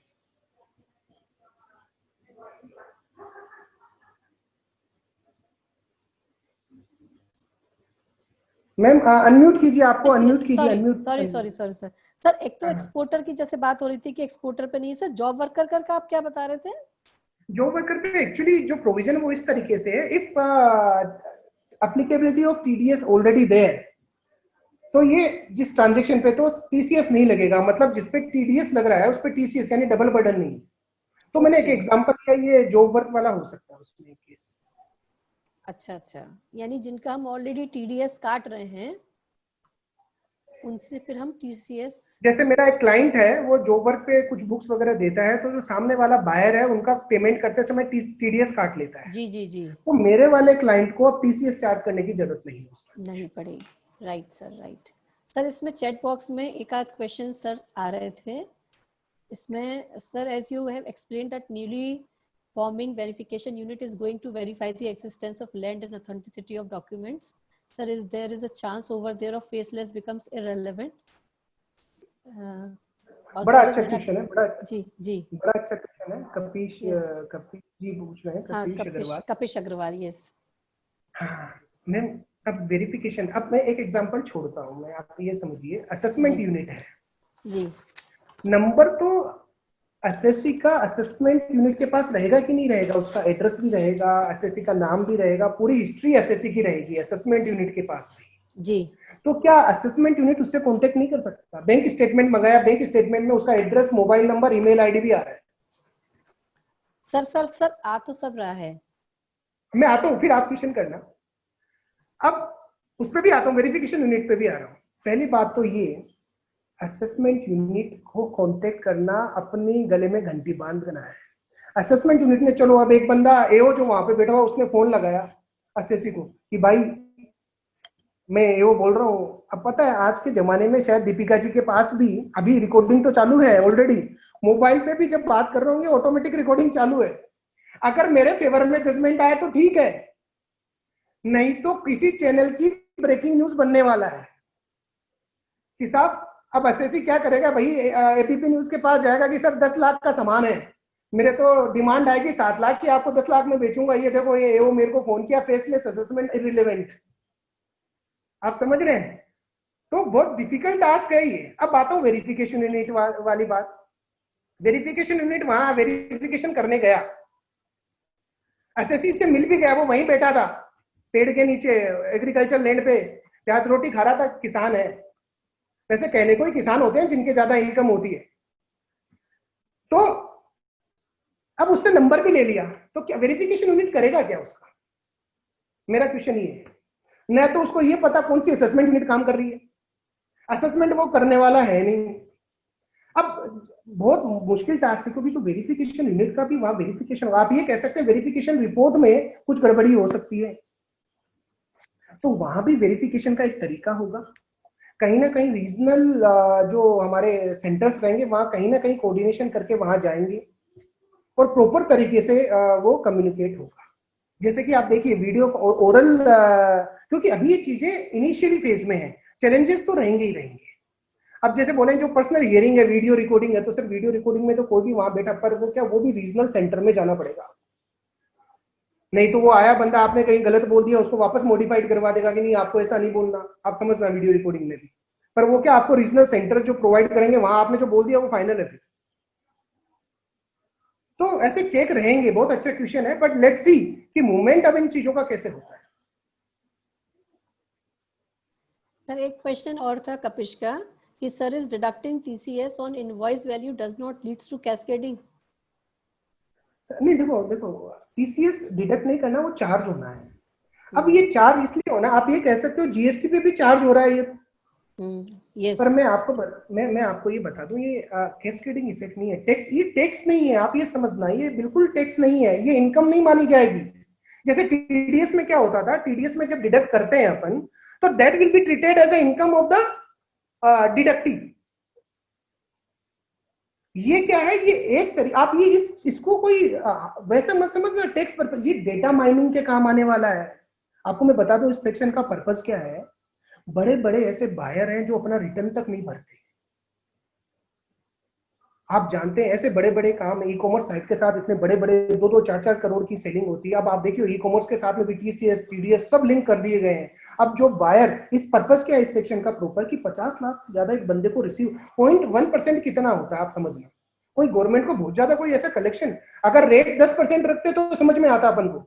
यहाँ केवल पर्पस गवर्नमेंट का क्या है कि भैया मेरे को वो डेटा मिल जाए जिसका टीसीएस कटा जा रहा है। अब अगर वो रिटर्न नहीं भरता, मीनिंग देयर भाई 50 लाख का तो एक पार्टी से परचेज है उसका, automatically that will come under the preview of the income tax department. जो 2 साल पहले पीएम साहब ने बात बोली थी, वाइडनिंग द टैक्स बेस, आप समझ रहे हैं जितने सेक्शन आ रहे हैं ना, ये हर एक बंदे को कवर कर लेंगे, कोई बच के नहीं जा सकता। बिल्कुल सही बात है, तभी सर देश की तरक्की हो पाएगी सर, बाकी तो क्या हो पाएगा 3-4 करोड़ टैक्स पेयर से। बिल्कुल ठीक बात है, मैं मूव तो इसी तरीके से कर रहे हैं। सर सुविधाएं तो सब कुछ चाहिए, अच्छी सड़कें, लाइट, बिजली, पानी, safety, social security. Sir no एक डाउट क्वेश्चन, हाँ हाँ सर लंबी बहस हो जाएगी, ये ठीक नहीं रहेगा। हाँ, ये सर एक है, if any tax payer not use the mobile और email etcetera then how will be inform to him for notice. बहुत बड़ा चैलेंज है, हम खुद जानते हैं। हमारे यहाँ एसएससी को केवल बिजनेस करना आता है, कई ऐसे एसएससी होते हैं कि सब पता ही नहीं हमें, पढ़े लिखे नहीं होते। ये चैलेंज रहेगा। और यहाँ आप मानिए रिमोट एरिया में ऐसे ऐसे बड़े बड़े सेट हैं, वहाँ नेटवर्क भी नहीं आता, तो वहाँ कैसे ये फेसलेस मूव करेगा। चैलेंजेस बहुत सारे हैं। हम तो क्या दिल्ली आसपास एनसीआर, आगरा, बड़े बड़े सिटी से बिलोंग करते हैं, हमें नेटवर्क का प्रॉब्लम नहीं है। इवन मैं दिल्ली में बैठा हूँ, नेटवर्क का प्रॉब्लम फेस कर रहा हूँ, एक बार बाहर जाके वापस अंदर आया हूँ, आप समझ रहे हैं। तो प्रॉब्लम तो सब जगह रहने वाली है, बहुत सारे चैलेंजेस आने वाले हैं, इतना नहीं है कि भाई बहुत इजीली मूव होगा, बहुत सारे हमें चैलेंजेस मिलेंगे।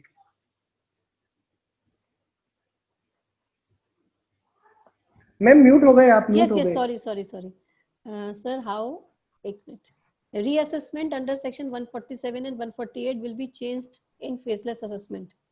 नहीं, ये सिमिलर देखो होता क्या है, 147 148 का ये it's again a machinery section. भाई होगा क्या, स्क्रूटनी तो 143 के अकॉर्डिंग ही होनी है, ये तो रीओपनिंग है एक तरीके से। मूवमेंट तो वैसे ही होना है, इन्फॉर्मेशन का फ्लो तो वैसे ही जाना है जैसा मैंने अभी आपको बताया।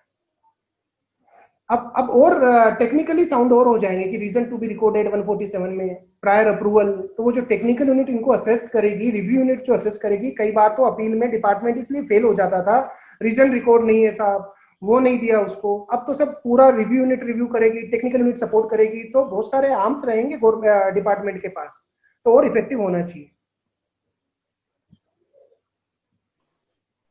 सर एक और क्वेश्चन एक और क्वेश्चन है, ये कह रहे हैं, आयुषी बोल रही है, then sir if SSC not file the response with in 15 days, sir ये होगा, डेफिनेटली होगा, क्योंकि हाँ सर होना है, मैंने बताया भी है बिल्कुल, then- दीपिका में जी कि होगा क्या, एक बार आएगा, दोबारा भी नोटिस आएगा, विंडो एक बार रिप्लाई नहीं किया दोबारा आएगा, दोबारा भी रिप्लाई नहीं किया, डिपेंड्स अपॉन देम, 3 बार 4 बार, फिर क्या होगा, एक शोकोज नोटिस आएगा। जी तो ये चैलेंजेस हैं। अब रिमोट एरिया में बैठा है बंदा, उसका अब बीइंग अ सीए मैम, आप ये मान के चलिए हमारी मेंटेलिटी बहुत अच्छी है, और मैं मेरे ऑफिस में बताता हूँ, आपके ऑफिस की भी बात मैं कर सकता हूँ, शरद सर की भी मैं बात कर सकता हूँ। हम क्या करते हैं, मोस्टली क्लाइंट का ईमेल आईडी और मोबाइल नंबर अपडेट करते हैं मोस्टली। हम जब एडवोकेट्स की बात करते हैं, मेरा कोई ऐसा रेफरेंस नहीं, पर एडवोकेट्स नहीं चाहता कि एसएससी को कुछ पता चले, नॉर्मली मेरे को जो समझ में आता है। तो वहां तो देखो और सिचुएशन बहुत खतरनाक है, अगर कोई भी एक नोटिस छूट गया, और इवन अब एडवोकेट को भी करना ही पड़ेगा, नो डाउट, उसको कितना करेगा, क्योंकि अब तो बहुत क्रूशियल काम है, अगर कोई कम्युनिकेट नहीं हुआ क्लाइंट को तो सारी अल्टीमेट लायबिलिटी प्रोफेशनल की आ जाएगी, और बीइंग अ प्रोफेशनल हमें क्लाइंट को बोलना ही पड़ेगा। अब नहीं है तो फिर हमें मैनेज कैसे करना है, वो हमारे ऊपर सरदर्दी है। तो ये 15 दिन वाला कहानी तो रहेगी। 15 दिन के बीच में भी रिप्लाई नहीं आएंगे, बहुत सारे इश्यूज। ठीक बात है सर। इसके अलावा सर हमारे जो जितने भी लोग हैं, कोई क्वेरी और किसी की हो तो वो पूछ सकते हैं। मैम बहुत सारी क्वेरीज रहेंगी, इवन मैंने जैसे आपको पहले भी बताया, इवन यू वोंट बिलीव, जो मैंने शायद आपको भी वीडियो गया होगा, जो यूट्यूब पे मैंने वीडियो डाला जी था, जी देयर आर जी number of queries on that 206C1H पे। जी उसके बाद एक और वीडियो डाला, उस पे नंबर ऑफ क्वेरीज, तो बहुत सारी ऐसे क्वेरीज रहेंगी। तो ये इन प्लेटफॉर्म्स का यही बहुत अच्छा फायदा है कि हम आपस में डिस्कस कर सकते हैं, and those who have joined really thanks to them as well. Our जो स्टूडेंट्स है कि उन्होंने इतनी अच्छी तरीके से क्वेरीज पार्टिसिपेशन किया। कभी भी कोई क्वेरीज रहे, हमारे टॉर्च बियरर्स आपके साथ हमेशा, और मैं सिकासा को तो खुद पिछले मैं देख सकता हूँ कितनी जल्दी, ये तो मेरे साथ और भी कई प्रोग्राम्स हैं जो दीपिका जी लीड करके शरद सर की गाइडेंस में बड़े अच्छे ढंग से कवर कर रहे हैं। तो students, you have to take the opportunity and grasp it in a very systematic way, ताकि आप अपने आप को आगे रखिए, अपने आप को कवर करिए, इनिशिएट लीजिए। एंड डेफिनेटली जैसे आज हम बात कर रहे थे वैष्णवी और शिवम की, और कुछ दिनों बाद में शायद ये इंस्पिरेशन बनेंगे काफी स्टूडेंट्स की। तो thanks a lot from my side. जी, thank you sir. Over to Nupur. Thank you so much, sir, for motivating us with your words. Thanks a lot, sir, for enlightening us with your knowledge and for such a wonderful deliberation. Your ideas, input, and enthusiasm were most helpful and have assisted us in making improvement and addition to our knowledge. Now, I extend my heartfelt gratitude to our speaker for today's session, CA Abhishek Jain sir, for giving their precious time to enlightening us with their knowledge. I would like to thank all the dignitaries, CA Deepika Mittal ma'am, CA Sharad Paliwal sir, CA Atul Agrawal sir, CA Sharad Narayan Saxena sir, and all the wonderful viewers. Hope all the viewers like the session. Thank you. Thank you Nupur. Sir बहुत बहुत धन्यवाद आपका। अभिषेक Thank ji you, एक बार और अभिषेक जी। आपका, शरद जी का बहुत बहुत धन्यवाद। थैंक यू जी, थैंक यू। एक क्वेरी अगर कोई हो तो आप सिकासा ma'am, if we have any query then how, आप ग्रुप पर शेयर कर सकते हैं, सिकासा वाले ग्रुप पर शेयर कर सकते हैं, फिर हम सर को भेज देंगे और मैम सर कोई उसका इशू रिप्लाई नहीं है, करेंगे। All are welcome. आप नंबर शायद मेरे स्लाइड में भी थे, you can share, it's again a professional discussion, तो ऐसा कुछ नहीं है। सीधा आप सिकासा भी कांटेक्ट कीजिए, आप मेरे को भी व्हाट्सअप कर सकते हैं, तो मैं सीधा रिप्लाई भी कर सकता हूँ, नो वरी। ओके, ये बहुत अच्छी बात है, सर को भी हम व्हाट्सएप कर सकते हैं अगर कोई क्वेरी हो तो ठीक है सर। शरद जी आपकी परमिशन हो तो जी, फिर आज का बिल्कुल। सेशन को यहीं कंक्लूड करें। जी जी जी, थैंक यू जी, thank you. Thank you sir, thank you. Thank you ma'am, thank you जी नमस्कार सर, नमस्कार सर, थैंक यू।